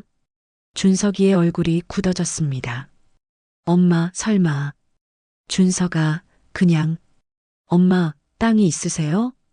준석이의 목소리가 날카로워졌습니다. 저는 아무 말도 할 수 없었어요. 준석이는 지도를 더 자세히 봤습니다. 주소를 확인하더니 휴대폰을 꺼내 검색하기 시작했어요. 충청남도 아산시 탕정면. 이거 신도시 개발 지역이잖아요. 준석이가 소리쳤습니다. 엄마, 여기 땅이 있으세요? 왜 말 안 하셨어요? 준석아, 진정해. 진정하라고요? 땅이 있으면 우리한테 말씀하셔야죠. 준석이의 얼굴이 빨개졌어요. 면적이 얼마예요? 얼마나 되는 땅이에요? 500평? 작은 목소리로 대답했습니다. 준석이의 눈이 커졌어요. 500평이요? 신도시 개발 지역에 500평이요? 휴대폰으로 계속 검색했습니다. 지금 여기 땅 시세가 평당 1,000만 원 넘는데요. 그럼 50억이잖아요. 준석이가 소리쳤습니다. 제 머리가 하얘졌어요. 50억이라고요? 엄마, 이 땅을 팔려고 하신 거예요? 준석이는 명함을 다시 봤습니다. 이 사람이 사겠다고 했어요? 얼마예요? 6억. 6억이요? 준석이가 비웃었습니다. 엄마, 속으신 거예요. 이 땅이 최소 50억은 하는데 6억에 팔려고 하셨어요? 제 가슴이 철렁 내려앉았습니다. 사기꾼이에요. 엄마를 속이려는 거라고요. 준석이는 휴대폰을 귀에 대고 누군가에게 전화를 걸었어요. 준우야, 너 지금 어디야? 당장 엄마 집으로 와. 큰일 났어. 전화를 끊고 저를 봤습니다. 엄마, 이 땅 절대 팔면 안 돼요. 알았죠? 준석아, 아무한테도 말하지 마세요. 제가 알아볼게요. 준석이는 소파에 앉아 휴대폰으로 계속 뭔가를 검색했어요. 저는 멍하니 서 있었습니다. 50억이라고요? 제가 6억에 팔려고 했다고요? 정말 속은 건가요? 30분쯤 지나 현관 초인종이 또 울렸습니다. 둘째 준호가 왔어요. 준석이가 문을 열었습니다. 형, 무슨 일이야? 들어와 봐. 준호도 거실로 들어왔어요. 준석이는 지도와 명함을 보여줬습니다. 엄마가 땅을 가지고 계셨어. 신도시 개발 지역에. 준호의 입이 벌어졌습니다. 뭐? 땅이요? 500평이야. 지금 시세로 최소 50억. 50억이요? 준호도 휴대폰으로 검색하기 시작했어요. 두 아들은 서로 보며 뭔가 이야기했습니다. 저한테는 묻지도 않고요. 형, 이거 어떻게 해야 해? 일단 변호사부터 알아봐야지. 그리고 정확한 감정평가 받아야 해. 엄마한테는? 엄마는 잘 모르시는 것 같아. 우리가 알아서 해야 할 것 같아. 두 아들은 저를 보지도 않고 계속 이야기했어요. 마치 제가 없는 것처럼요. 저는 소파에 앉았습니다. 힘이 빠졌어요. 결국 이렇게 되는 건가요? 제가 지키려고 했던 땅을 아이들이 알게 되고 이제 제 손을 떠나는 건가요? 저녁 때가 되어 준석이와 준호는 돌아갔습니다. 엄마, 그 건설회사 사람한테 연락하지 마세요. 절대로요. 우리가 알아볼게요. 걱정 마세요. 두 아들은 그렇게 말하고 떠났어요. 혼자 남은 집. 조용했습니다. 거실 탁자 위에는 지도만 남아 있었어요. 명함은 준석이가 가져갔습니다. 저는 지도를 보며 한참을 앉아 있었어요. 모든 게 엉망이 되어버렸습니다. 제가 혼자 준비하던 계획이 무너졌어요. 이제 아이들이 알았으니 어떻게 될까요? 휴대폰이 울렸습니다. 딸 지영이었어요. 엄마, 오빠들한테 들었어요. 땅이 있으시다면서요? 지영이도 알았군요. 응. 엄마, 왜 말씀 안 하셨어요? 미안해. 엄마, 괜찮으세요? 오빠들이 너무 흥분한 것 같던데. 지영이의 목소리는 걱정으로 가득했습니다. 응, 괜찮아. 엄마, 제가 내일 갈게요. 같이 이야기해요. 알았어. 전화를 끊었습니다. 침대에 누웠어요. 천장을 보니 눈물이 났습니다. 평생 혼자 지켜온 땅이었어요. 아이들을 위해 숨겨뒀던 마지막 보루였습니다. 하지만 이제 들켰어요. 그리고 이제부터 어떻게 될지 모르겠습니다. 혼잣말을 했어요. 내가 뭘 잘못한 거지? 대답은 없었습니다. 어둠뿐이었어요. 다음 날 아침 저는 거의 잠을 자지 못했습니다. 밤새 뒤척이다 새벽 5시쯤 겨우 잠이 들었는데 1시간 만에 깼어요. 머릿속이 복잡했습니다. 어제 일이 계속 떠올랐어요. 준석이의 놀란 얼굴, 준호의 흥분한 목소리, 그리고 제 손을 떠나가는 땅. 부엌으로 가서 물을 한 잔 마셨습니다. 목이 바싹 말라 있었어요. 창밖을 보니 해가 떠오르고 있었습니다. 새로운 하루가 시작되는데 제 마음은 어두웠어요. 핸드폰을 확인했습니다. 부재중 전화가 5통이나 있었어요. 준석이 2통, 준호 2통, 지영이 1통. 문자도 와 있었습니다. 엄마, 오늘 오후에 변호사랑 약속 잡았어요. 같이 가시죠. 어머니, 땅 감정평가 의뢰했어요. 다음 주에 나온대요. 엄마, 오늘 오전에 갈게요. 혼자 계시지 마세요. 모두 제 동의도 없이 알아서 진행하고 있었습니다. 가슴이 답답했어요. 오전 10시쯤 지영이가 왔습니다. 현관문을 열자 딸이 걱정스러운 얼굴로 서 있었어요. 엄마, 괜찮으세요? 응, 괜찮아. 거짓말이었습니다. 하나도 괜찮지 않았어요. 지영이는 안으로 들어와 제 손을 잡았습니다. 엄마, 어제 오빠들한테 전화 받고 너무 놀랐어요. 땅이 그렇게 큰 거였어요? 그런가 봐. 왜 말씀 안 하셨어요? 우리가 도와드릴 수 있었잖아요. 저는 소파에 앉았습니다. 지영이도 옆에 앉았어요. 지영아, 엄마는 너희들한테 부담 주고 싶지 않았어. 무슨 부담이에요? 엄마 땅인데. 그게 아니라 너희들이 알면 복잡해질 것 같아서. 지영이는 제 손을 꼭 쥐었습니다. 엄마, 오빠들이 지금 흥분한 상태예요. 어제 통화했는데 계속 돈 얘기만 하더라고요. 제 가슴이 서늘해졌어요. 뭐라고 하던데? 큰오빠가 그러더라고요. 이 땅을 잘 팔아서 나눠 가져야 한다고. 엄마 노후 자금도 마련하고 우리도 조금씩 받아야 한다고. 눈물이 날 것 같았습니다. 그리고 둘째 오빠는 요양원 계획도 다시 세워야 한다고 했어요. 좋은 데로 모셔드릴 수 있다고. 요양원. 그 단어에 가슴이 무너졌어요. 엄마, 저는 반대했어요. 엄마 땅인데 왜 우리가 나눠 가지냐고. 근데 오빠들이 말을 안 들어요. 지영이의 목소리가 떨렸습니다. 그리고 오늘 오후에 다 같이 모이자고 했어요. 엄마, 아마 오빠들이 말을 잇지 못했어요. 저는 알 수 있었습니다. 오늘 무슨 일이 일어날지를요. 오후 2시 아이들이 모두 왔습니다. 큰아들 준석이, 며느리 수진, 둘째 준호, 며느리 현주, 그리고 지영이까지. 거실이 가득 찼어요. 준석이는 서류 가방을 들고 왔습니다. 뭔가 준비해 온 것 같았어요. 모두 소파에 앉았습니다. 저는 혼자 맞은편 의자에 앉았어요. 마치 신문당하는 것 같은 기분이었습니다. 준석이가 서류 가방을 열었어요. 여러 서류를 꺼내 탁자 위에 놓았습니다. 엄마, 어제 변호사랑 상담했어요. 내 동의도 없이? 제 목소리가 나왔습니다. 엄마를 위해서예요. 이 땅을 제대로 처리하려면 전문가 도움이 필요해요.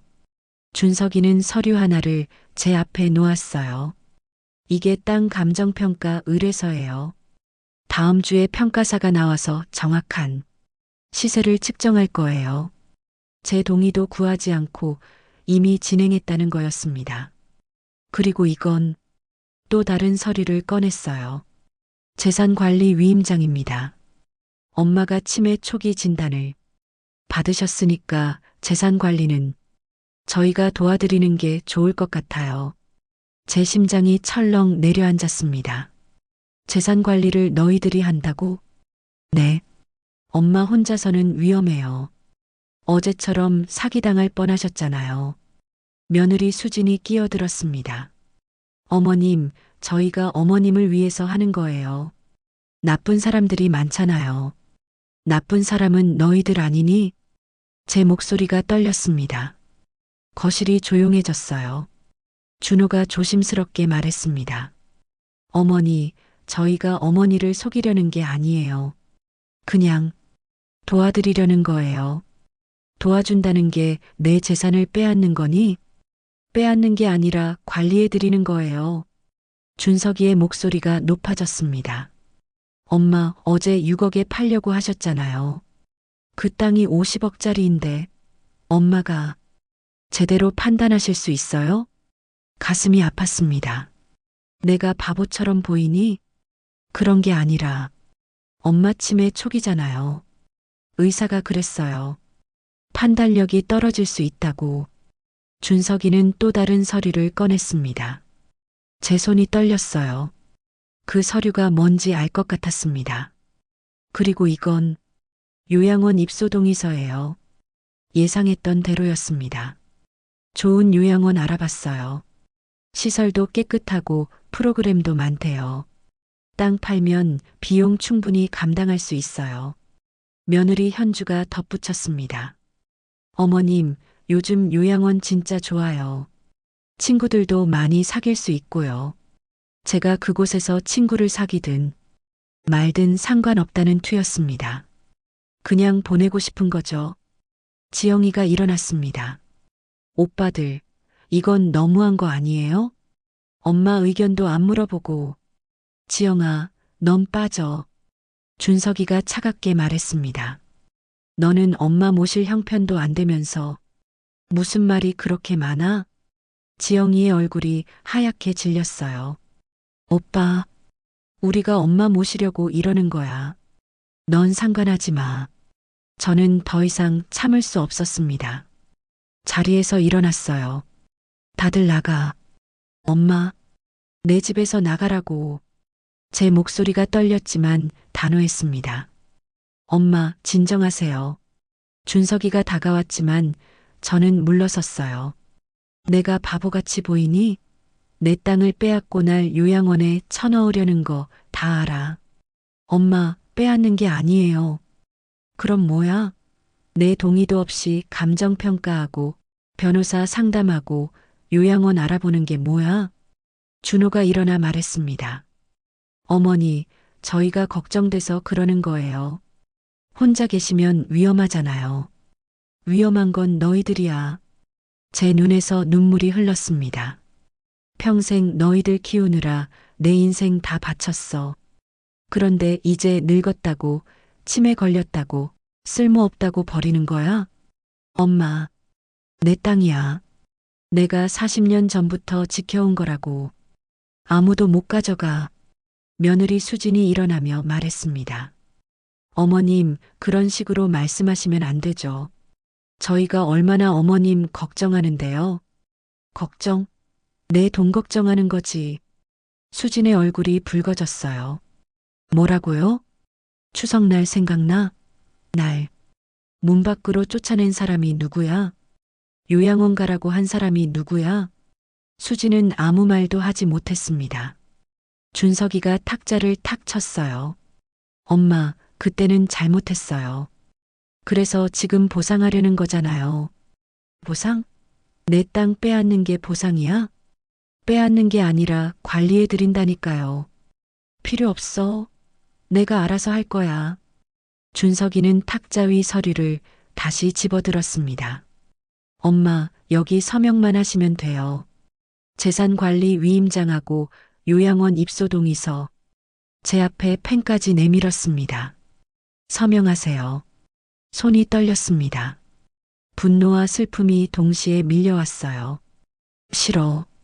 엄마, 내 재산은 내가 관리해. 요양원도 안 가. 준석이의 얼굴이 일그러졌습니다. 엄마가 제대로 판단하실 수 있어요? 치매 걸렸다면서요? 내 치매는 아직 내 인생 결정할 정도는 아니야. 거실이 조용해졌습니다. 준석이는 서류를 탁자에 내던졌어요. 그럼 알아서 하세요. 준호도 일어났습니다. 형, 가자. 엄마가 저러시는데 어떻게 해? 며느리들도 일어났어요. 수진이 마지막으로 한마디 했습니다. 어머님, 나중에 후회하실 거예요. 그들은 현관으로 향했습니다. 지영이만 남았어요. 딸은 제 옆에 서서 눈물을 흘리고 있었습니다. 엄마, 지영아, 너도 가.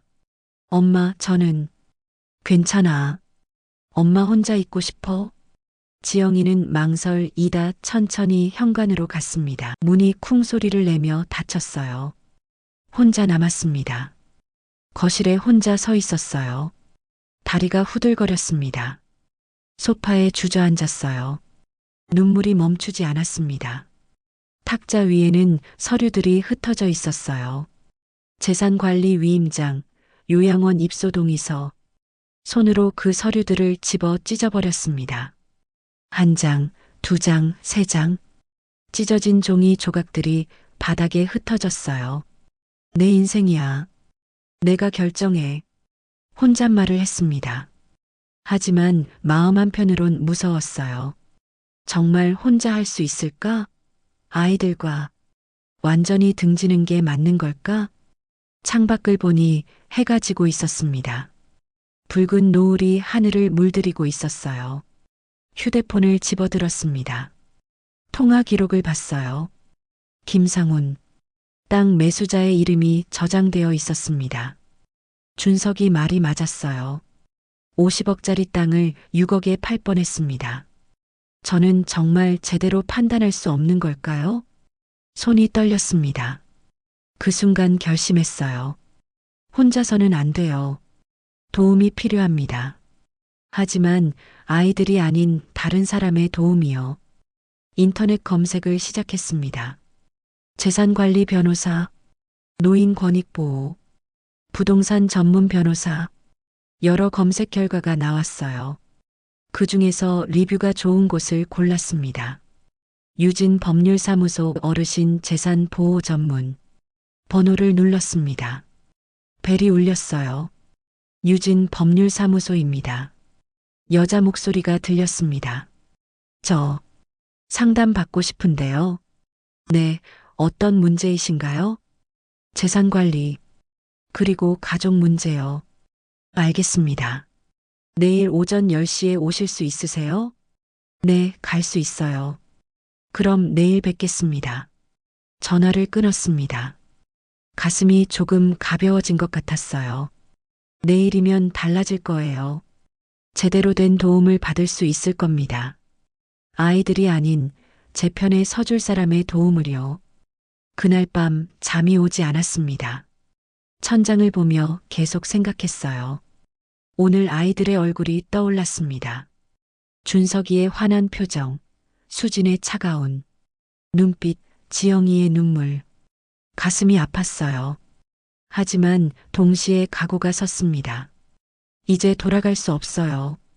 아이들과의 관계는 이미 깨졌습니다.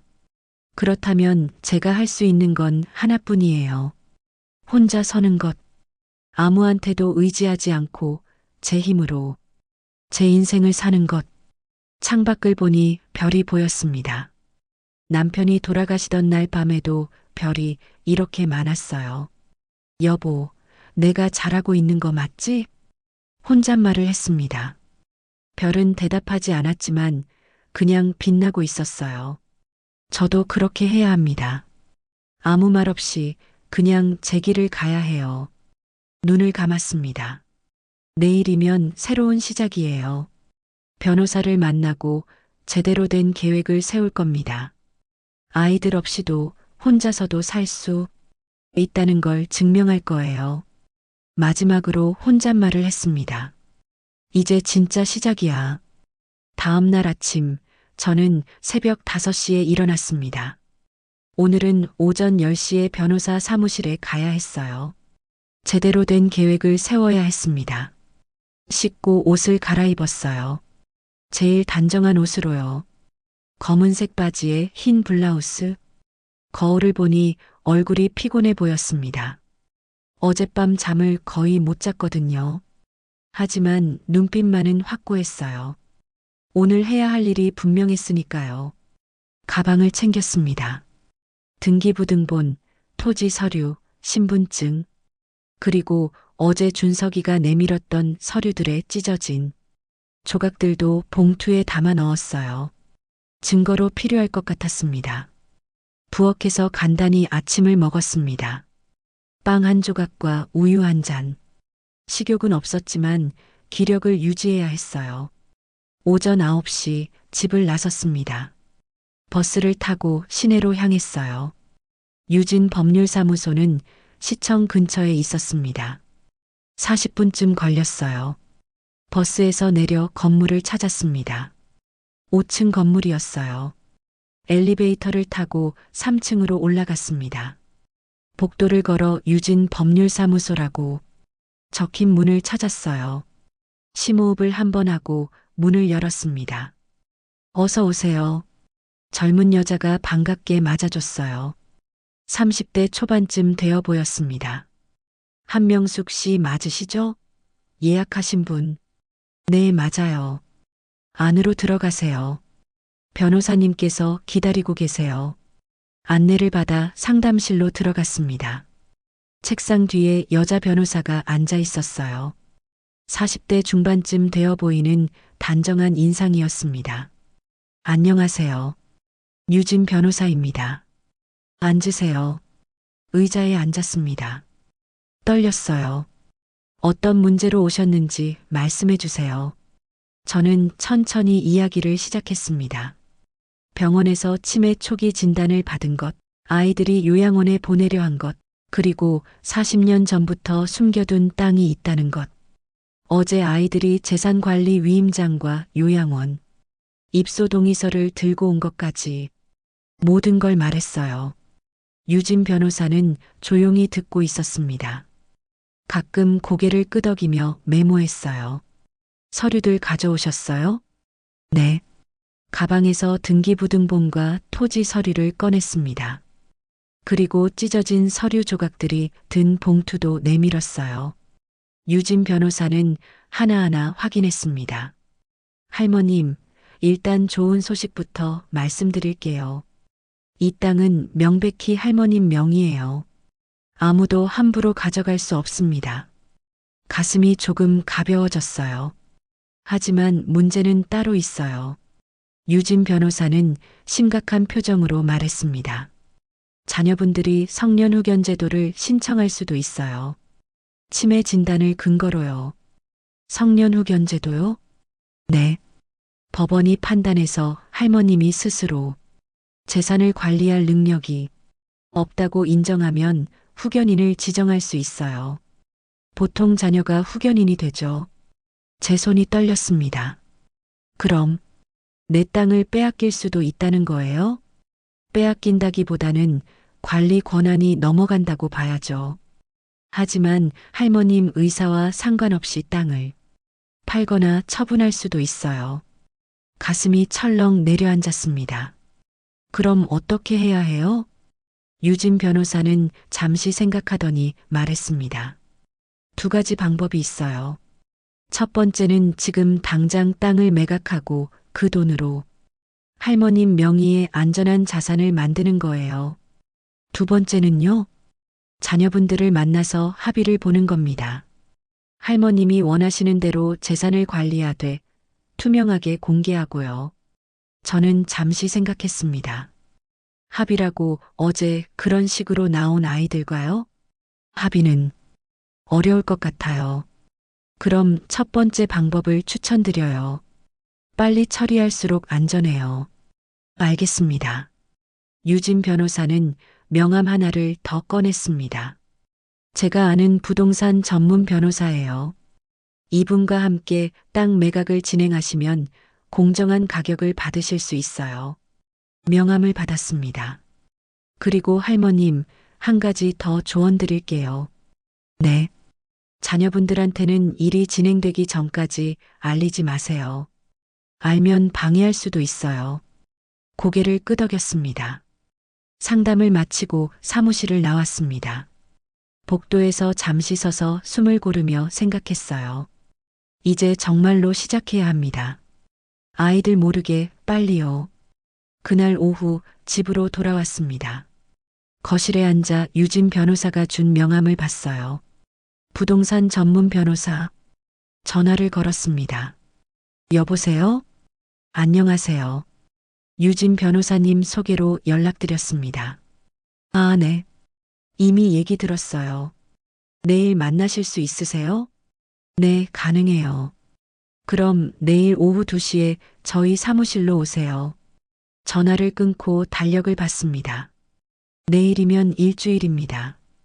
아이들이 땅을 알게 된지요. 빨리 움직여야 해요.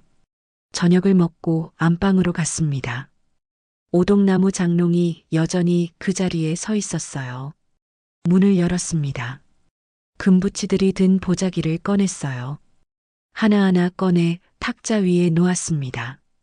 금반지 5개, 금목걸이 3개, 금팔찌 2개. 40년 전 제가 혼자 모았던 것들이에요. 손으로 쓰다듬으며 생각했습니다. 이것도 팔아야 할까요? 아니요. 이건 제가 간직해야 해요. 제가 얼마나 힘들게 살았는지 기억하기 위해서요. 다시 보자기에 싸서 장롱 깊숙이 넣었습니다. 다음 날 오후 부동산 전문 변호사 사무실에 갔습니다. 50대 남자 변호사였어요. 차분한 인상이었습니다. 할머님, 땅 서류 확인했습니다. 위치가 정말 좋네요. 얼마나 받을 수 있을까요? 지금 시세로 최소 50억입니다. 잘하면 60억까지도 가능해요. 50억에서 60억이라니. 하지만 급하게 파시면 조금 낮아질 수 있어요. 얼마나 빨리 파시고 싶으세요? 최대한 빨리요. 그럼 한 달 안에 마무리해 드릴게요. 제가 아는 개발업체들이 있어요. 부탁드립니다. 계약서를 작성했습니다. 변호사에게 땅 매각을 위임하는 서류였어요. 서명하고 도장을 찍었습니다. 할머님, 가족분들은 아세요? 알긴 아는데 동의는 안 했어요. 법적으로는 할머님 재산이니까 문제 없어요. 하지만 변호사는 조심스럽게 말했습니다. 나중에 가족 문제가 생길 수도 있어요. 괜찮아요. 각오하고 있어요. 사무실을 나왔습니다. 이제 일이 진행되기 시작했어요. 한 달 후면 모든 게 끝날 겁니다. 그로부터 2주가 지났습니다. 그동안 아이들한테 연락이 자주 왔어요. 준석이, 준호, 지영이 모두 전화했지만 짧게 대답하고 끊었습니다. 엄마, 땅은 어떻게 하실 거예요? 엄마가 알아서 할게. 혼자 결정하시면 안 돼요. 내 땅이야. 내가 결정해. 그렇게 대화는 계속 평행선이었어요. 어느 날 오후 부동산 전문 변호사한테 전화가 왔습니다. 할머님, 좋은 소식이에요. 매수자 나왔어요. 정말요? 네. 개발업체인데 55억에 사겠대요. 어떠세요? 55억이라니. 좋아요. 진행하세요. 그럼 다음 주 금요일에 계약합니다. 할머님도 오셔야 해요. 알겠습니다. 전화를 끊고 달력을 봤습니다. 다음 주 금요일. 그날이 결정적인 날이 될 거예요. 하지만 문득 생각했습니다. 아이들한테 말해야 하나? 아니면 계약하고 나서 말해야 하나? 한참을 고민하다 결정했어요. 계약하고 나서 말하자. 그때 다 같이 불러서 제대로 된 이야기를 하자고요. 다음 주 금요일이 왔습니다. 오전 10시 변호사 사무실에 도착했어요.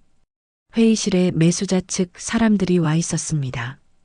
정장을 입은 남자 2명이었어요. 계약서를 검토했습니다. 변호사가 한 줄 한 줄 설명해 줬어요. 여기 서명하시면 됩니다. 떨리는 손으로 펜을 잡았습니다. 한명숙, 제 이름을 적었어요. 도장도 찍었습니다.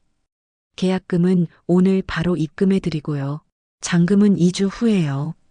매수자 측 대표가 말했습니다. 감사합니다. 좋은 땅 구매하게 되어 영광입니다. 악수를 나눴어요. 계약이 끝났습니다. 정말로 끝났어요. 사무실을 나와 밖에서 한참을 서 있었습니다. 다리가 떨렸어요. 55억. 제 통장에 곧 들어올 돈이었습니다. 휴대폰을 꺼냈습니다. 아이들한테 문자를 보냈어요. 내일 오후 3시 집으로 다 같이 와. 할 얘기가 있어. 준석, 준호, 지영 다. 전송 버튼을 눌렀습니다. 이제 내일이면 모든 걸 말해야 해요. 다음 날 오후 2시 집에서 준비를 시작했습니다. 거실을 정리하고 차를 준비했어요. 오동나무 장롱 앞에 섰습니다. 문을 열고 금붙이들이 든 보자기를 꺼냈어요. 거실 탁자 한가운데 놓았습니다. 그리고 토지 매매 계약서, 사본도 함께 놓았어요. 통장도 준비했습니다. 계약금이 입금된 통장이요. 모든 게 준비됐어요. 오후 3시 정각 초인종이 울렸습니다. 문을 열었습니다. 아이들이 모두 와 있었어요. 준석, 수진, 준호, 현주, 지영까지 5명이 들어왔습니다. 엄마, 무슨 일이에요? 준석이가 물었습니다. 표정이 불안해 보였어요. 앉아. 모두 거실에 앉았습니다. 저는 그들 맞은편 의자에 앉았어요. 탁자 위에 보자기와 서류들이 놓여 있었습니다. 엄마, 저게 뭐예요? 준호가 물었습니다. 저는 천천히 보자기를 풀었어요. 금붙이들이 나타났습니다. 아이들의 눈이 커졌어요. 이게 뭐예요? 40년 전 너희 아버지 사업. 망했을 때부터 모은 거야. 손으로 금반지 하나를 집었습니다. 너희 아버지 몰래, 시댁 몰래, 혼자 모았어. 하나하나. 준석이가 입을 열었습니다. 엄마, 남의 집 청소하고 식당에서 설거지하고 새벽부터 밤까지 일했어. 손이 부르트고 허리가 아파도 참았지. 목소리가 떨렸지만 계속했어요. 왜 모았는지 아니? 나중을 위해서야. 언젠가 너희들이 필요할 때 아니면 내가 필요할 때를 위해서. 며느리 수진이 금목걸이를 보며 말했습니다. 이게 진짜 금이에요? 그래. 진짜야. 그리고 토지 서류를 집어들었습니다. 그리고 이 땅도 마찬가지야. 친정아버지가 물려주신 거. 40년 동안 혼자 지켰어. 엄마, 그 땅. 준석이가 말하려 했지만 제가 막았습니다. 그 땅 팔았어. 거실이 조용해졌어요. 뭐라고요? 준석이의 목소리가 떨렸습니다. 지난주 금요일에 계약했어. 55억에. 준호가 벌떡 일어났습니다. 엄마, 우리한테 상의도 없이요? 내 땅인데 왜 너희들 상의를 받아야 하니? 수진도 일어났습니다. 어머님, 그건 너무하시는 거 아니에요? 가족인데. 가족? 저도 일어났습니다. 추석날 기억나? 날 문 밖으로 쫓아낸 사람들이 누구야? 수진의 얼굴이 하얗게 질렸어요. 요양원 보내려고 동의서까지 들고 온 사람들이 누구야? 준석이가 변명하려 했습니다. 그건 엄마를 위해서, 나를 위해서. 제 목소리가 높아졌습니다. 내 재산을 빼앗으려고 한 게 나를 위해서였어? 거실이 조용해졌습니다. 저는 통장을 집어들었어요. 계약금 10억이 벌써 들어왔어. 2주 후면 나머지 45억도 들어와. 아이들의 얼굴이 창백해졌습니다. 그 돈으로 뭐 할 건지 아니? 아무도 대답하지 않았어요. 내가 살 거야. 혼자서. 너희들 눈치 보지 않고. 지영이가 눈물을 흘리며 말했습니다. 엄마, 저희를. 지영아, 너는 달라. 너는 진심으로 날 걱정해줬어. 지영이를 보며 말했습니다. 하지만 오빠들은 아니야. 준석이와 준호를 보며 말했어요. 너희는 내 돈이 필요했을 뿐이지. 나는 필요 없었어. 준석이가 고개를 숙였습니다. 엄마, 정말 미안해요. 이제 늦었어. 탁자 위에 서류 한 장을 더 꺼냈습니다. 이건 유언장이야. 변호사 이폐하에 작성했어. 아이들이 그 서류를 보며 숨을 죽였습니다. 내 재산은 내가 다 쓸 거야. 남으면 그때 가서 생각해 볼게. 하지만 지금은 내 거야. 현주가 떨리는 목소리로 물었습니다. 그럼 저희는? 너희들은 너희들 인생 살아. 나한테 기대하지 말고. 준호가 무릎을 꿇었습니다. 어머니, 제가 잘못했어요. 용서해 주세요. 용서는 해. 하지만 잊을 순 없어. 준석이도 무릎을 꿇으려 했지만 저는 손을 들어 막았습니다. 일어나. 무릎 꿇을 필요 없어. 엄마, 너희들 평생 열심히 살았어. 그것만으로도 충분해. 하지만 이제 엄마 인생은 엄마가 살 거야. 지영이가 다가와 제 손을 잡았습니다. 엄마, 저도 오빠들처럼 잘못했어요. 제가 더 강하게 말렸어야 했는데. 지영아, 너는 괜찮아. 딸을 안아줬어요. 한참을 그렇게 있었습니다. 해가 지고 있었습니다. 아이들은 하나둘 돌아갔어요. 제일 마지막까지 남은 건 지영이었습니다. 엄마, 정말 괜찮으세요? 응, 괜찮아. 외롭지 않으세요? 외롭긴 하지. 하지만 이게 맞는 것 같아. 지영이는 눈물을 닦으며 말했습니다. 저 자주 올게요. 그래, 언제든지 와. 지영이도 떠났습니다. 혼자 남은 집, 거실에 앉아 창밖을 봤어요. 노을이 아름다웠습니다. 탁자 위에 금부치들을 다시 보자기에 쌌습니다. 장롱에 도로 넣었어요. 통장은 서랍 깊숙이 넣어 잠갔습니다. 소파에 앉아 긴 한숨을 쉬었어요. 모든 게 끝났습니다. 이제 시작이에요. 제 인생의 새로운 시작이요. 눈물이 났습니다.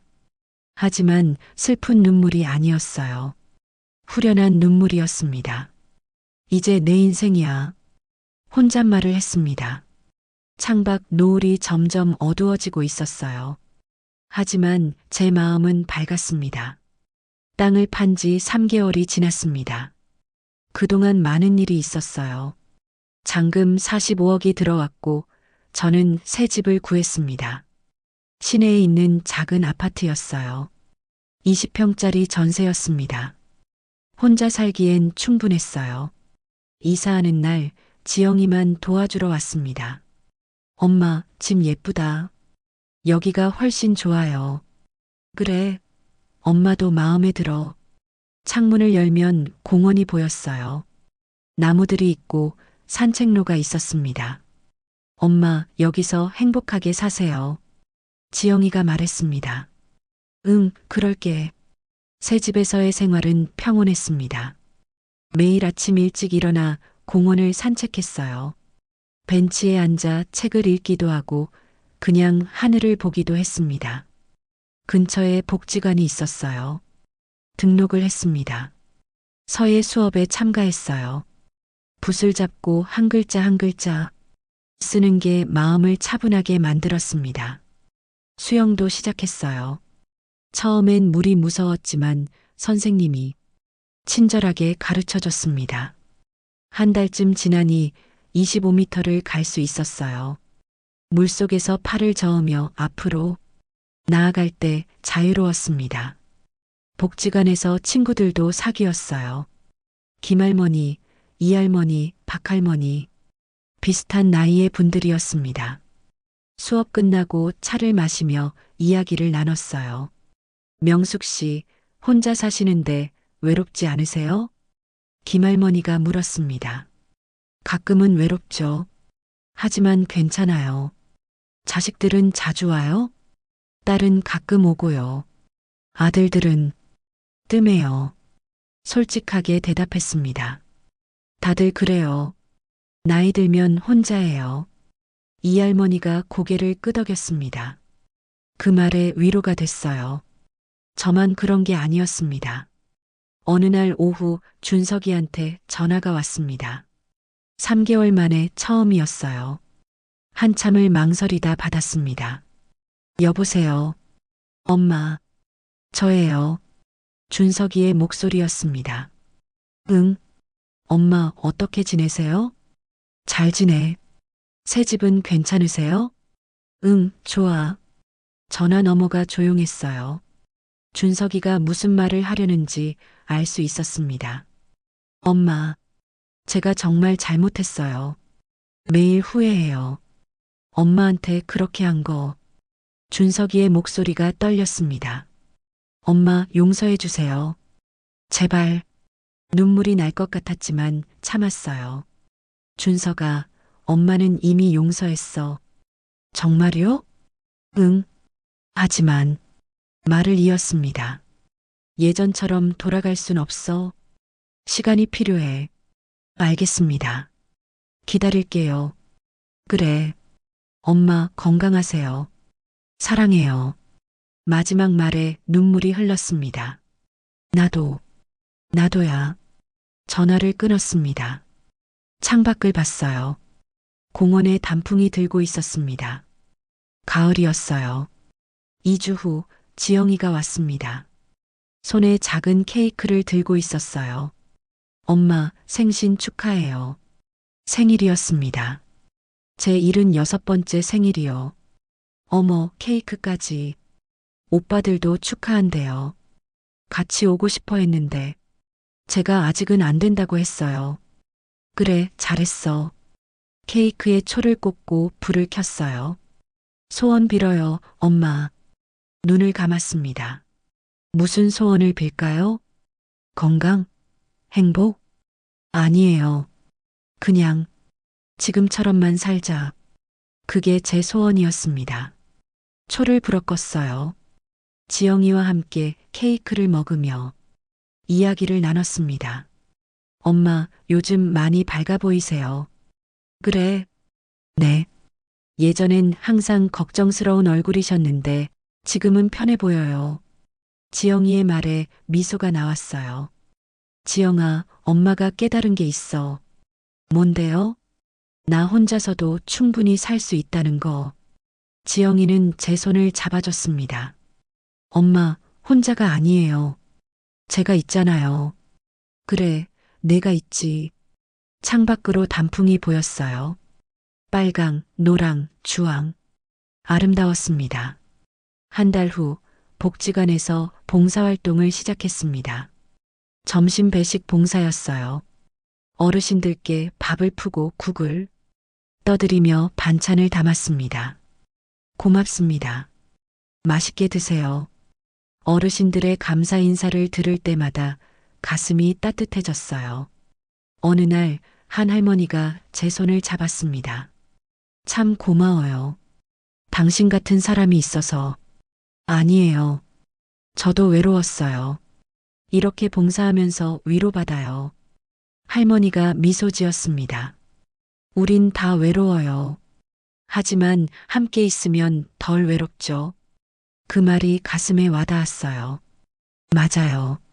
함께 있으면 덜 외로워요. 겨울이 왔습니다. 어느 날 오후 눈이 내렸어요. 창밖을 보니 공원이 하얗게 변하고 있었습니다. 외투를 입고 밖으로 나갔어요. 공원을 천천히 걸었습니다. 눈이 얼굴에 닿았어요. 차갑지만 기분 좋았습니다. 벤치에 앉아 주변을 봤어요. 아이들이 눈사람을 만들고 있었고 연인들이 손을 잡고 걷고 있었습니다. 혼자였지만 외롭지 않았어요. 그때 누군가 옆에 앉았습니다. 고개를 돌리니 준호였어요. 어머니, 준호야? 우연히 지나가다 엄마 보고 그냥 지나칠 수가 없었어요. 준호의 눈이 빨개져 있었습니다. 엄마, 죄송해요. 정말 죄송해요. 그래. 회사 그만뒀어요. 뭐? 제가 너무 돈만 쫓아다니며 산 것 같아서요. 이제 작은 가게 하나 시작했어요. 제과점이요. 준호는 웃으며 말했습니다. 많이 벌진 못해도 떳떳하게 살고 싶어요. 제 가슴이 뭉클했어요. 잘했어, 준호야. 엄마 가끔 빵 가져다 드려도 돼요? 그래. 가끔은. 준호가 미소 지었습니다. 감사합니다, 엄마. 준호는 일어나 천천히 걸어갔어요. 뒤돌아보지 않았지만 어깨가 떨리는 게 보였습니다. 저도 눈물이 났습니다. 하지만 이번엔 슬픈 눈물이 아니었어요. 설날이 다가왔습니다. 지영이한테 전화가 왔어요. 엄마, 설날에 저희 집으로 오실래요? 오빠들도 올 거예요. 오빠들도? 네. 큰오빠가 엄마 보고 싶다고 했어요. 조심스럽게요. 잠시 망설였습니다. 엄마, 억지로 오시라는 건 아니에요. 하지만 한 번만 와주시면 안 될까요? 생각해 볼게. 며칠을 고민했어요. 가야 하나 말아야 하나. 아직도 마음이 아팠습니다. 하지만 동시에 그들도 제 자식이에요. 설날 아침 저는 옷을 차려입었습니다. 한복을 입었어요. 남편 제사 때 입던 한복이었습니다. 거울을 보니 단정해 보였어요. 가방을 챙겼습니다. 작은 선물 봉투를 넣었어요. 손주들 세뱃돈이었습니다. 지영이네 집으로 향했습니다. 도착하니 현관문 앞에서 잠시 멈췄어요. 심호흡을 한 번 하고 초인종을 눌렀습니다. 문이 열렸어요. 지영이가 환하게 웃으며 맞아줬습니다. 엄마 오셨어요. 안으로 들어가니 거실에 다들 모여 있었어요. 준석이, 수진, 준호, 현주, 그리고 손주들까지 모두 일어나 저를 봤습니다. 어머님, 준석이가 다가왔어요. 그리고 깊게 절했습니다. 엄마, 새해 복 많이 받으세요. 준호도 절했습니다.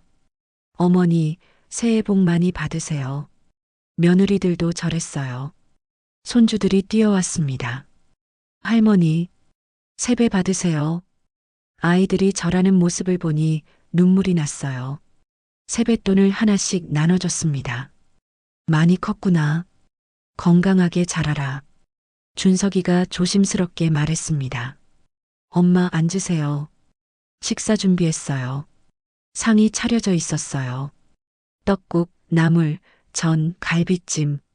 예전처럼 화려하진 않았지만 정성이 느껴졌습니다.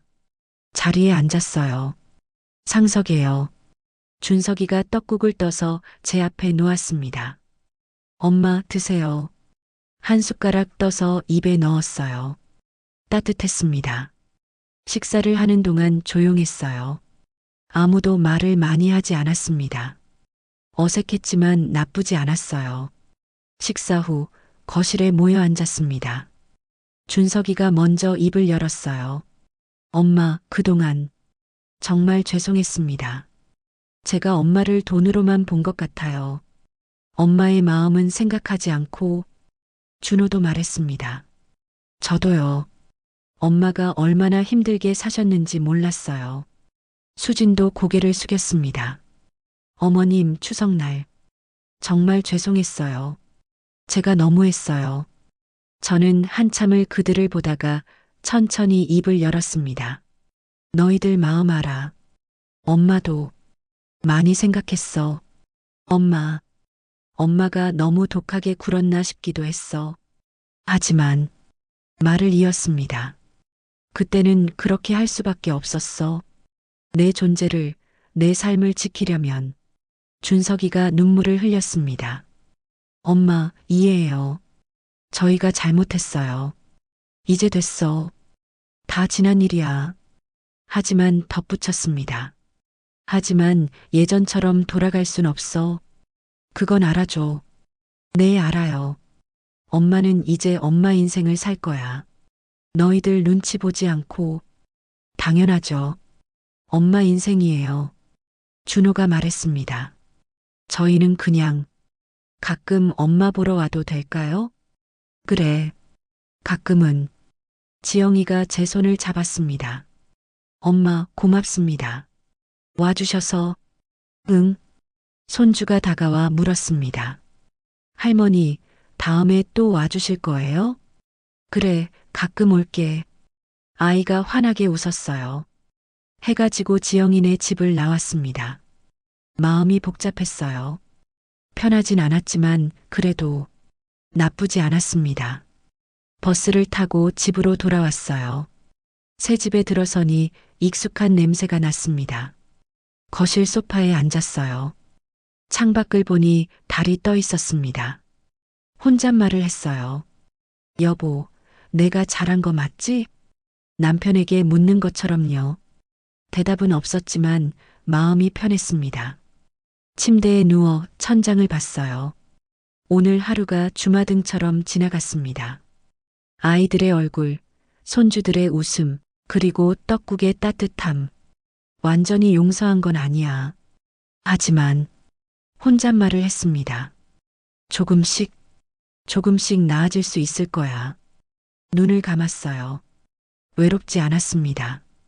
예전만큼은 아니지만 그래도 가족이 있었어요. 그리고 가장 중요한 건 제가 있었어요. 혼자서도 살 수 있는 저요. 다음 날 아침 일찍 일어나 공원으로 나갔습니다. 산책로를 걸으며 하늘을 올려다봤어요. 맑은 하늘이었습니다. 벤치에 앉아 주변을 봤어요.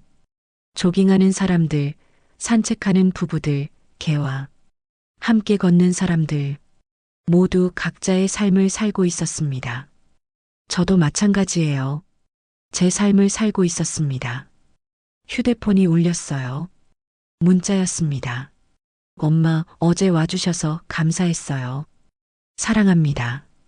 어머니, 다음 주에 빵 가져다 드릴게요. 엄마, 건강하세요. 다음 주말에 또 갈게요. 문자를 읽으며 미소가 나왔어요. 답장을 보냈습니다. 너희들도 건강해라. 엄마는 잘 지내고 있어. 휴대폰을 내려놓고 다시 하늘을 봤습니다. 76년을 살았어요. 쉽지 않은 삶이었습니다. 많이 힘들었고 많이 아팠어요. 하지만 후회하진 않아요. 모든 게 저를 여기까지 데려왔으니까요. 혼자서도 설 수 있는 당당한 저를요. 공원을 빠져나와 집으로 걸어갔습니다. 오늘도 해야 할 일이 많았어요. 복지관에서 서예 수업이 있고 오후엔 봉사활동이 있었습니다. 바쁘지만 행복했어요. 현관문을 열고 들어서며 혼잣말을 했습니다. 오늘도 좋은 하루가 될 거야. 그리고 정말로 좋은 하루가 됐습니다. 1년 후, 저는 여전히 혼자 살고 있습니다. 아이들은 한 달에 한두 번 정도 연락해요. 가끔 방문하기도 하고요. 완전히 예전처럼 돌아가진 않았지만 그래도 괜찮았습니다. 서로의 경계를 존중하며 지내고 있었어요. 복지관 친구들과는 자주 만납니다. 함께 차를 마시고 수업을 듣고 가끔은 여행도 가요. 지난달엔 제주도에 다녀왔어요. 박할머니, 김할머니랑 함께요. 바다를 보며 생각했습니다. 내가 정말로 자유로워졌구나. 땅을 판 돈으로 여유롭게 살고 있어요. 매달 적금도 들고 좋은 곳에 기부도 하고 있습니다. 얼마 전에는 어려운 학생들을 위한 장학금을 만들었어요. 많은 돈은 아니지만 누군가에게 도움이 된다는 게 뿌듯했습니다. 병원에도 정기적으로 다녀요. 치매약을 꾸준히 먹고 있고 의사, 선생님은 상태가 좋다고 했습니다. 운동도 하시고 사회활동도 하시니까 오히려 좋아지셨어요. 의사의 말에 안심했어요. 어느 날 저녁 혼자 집에 앉아 있었습니다. 창밖으로 노을이 보였어요. 아름다웠습니다. 문득 오래된 앨범이 생각나 꺼내봤어요. 남편과의 결혼 사진, 아이들 어릴 적 사진, 가족 사진들, 한 장 한 장 넘기며 추억에 잠겼습니다. 여보, 우리 참 열심히 살았지? 혼잣말을 했어요. 힘들었지만 후회는 없어. 그 시간들이 지금의 나를 만들었으니까. 앨범을 덮고 창밖을 다시 봤습니다. 노을이 점점 어두워지고 있었어요. 하지만 제 마음은 밝았습니다. 76년을 살아오며 깨달은 게 있어요. 인생은 혼자서도 살 수 있다는 것. 그리고 혼자라는 게 외로운 것만은 아니라는 것. 때로는 혼자가 자유이고 평화이고 행복이라는 것을요. 물론 가족도 소중합니다. 하지만 가족보다 더 소중한 건 나 자신이에요. 내가 행복해야 다른 사람도 행복하게 해줄 수 있으니까요. 저는 이제 행복합니다. 완벽하진 않지만 충분히 행복해요. 그리고 그것으로 됐습니다. 창밖에 마지막 노을빛이 사라지고 있었어요. 하루가 끝나고 있었습니다. 하지만 내일이면 또 해가 뜰 거예요. 새로운 하루가 시작될 겁니다. 저는 그 하루를 제 방식대로, 제 속도로 살아갈 거예요. 아무에게도 의지하지 않고 아무의 눈치도 보지 않으며요. 혼잣말을 했습니다. 한명숙, 넌 잘하고 있어. 앞으로도 잘할 거야. 그리고 정말로 잘할 수 있을 것 같았습니다. 저는 미소 지으며 불을 끄고 침대로 향했어요. 편안한 마음으로요.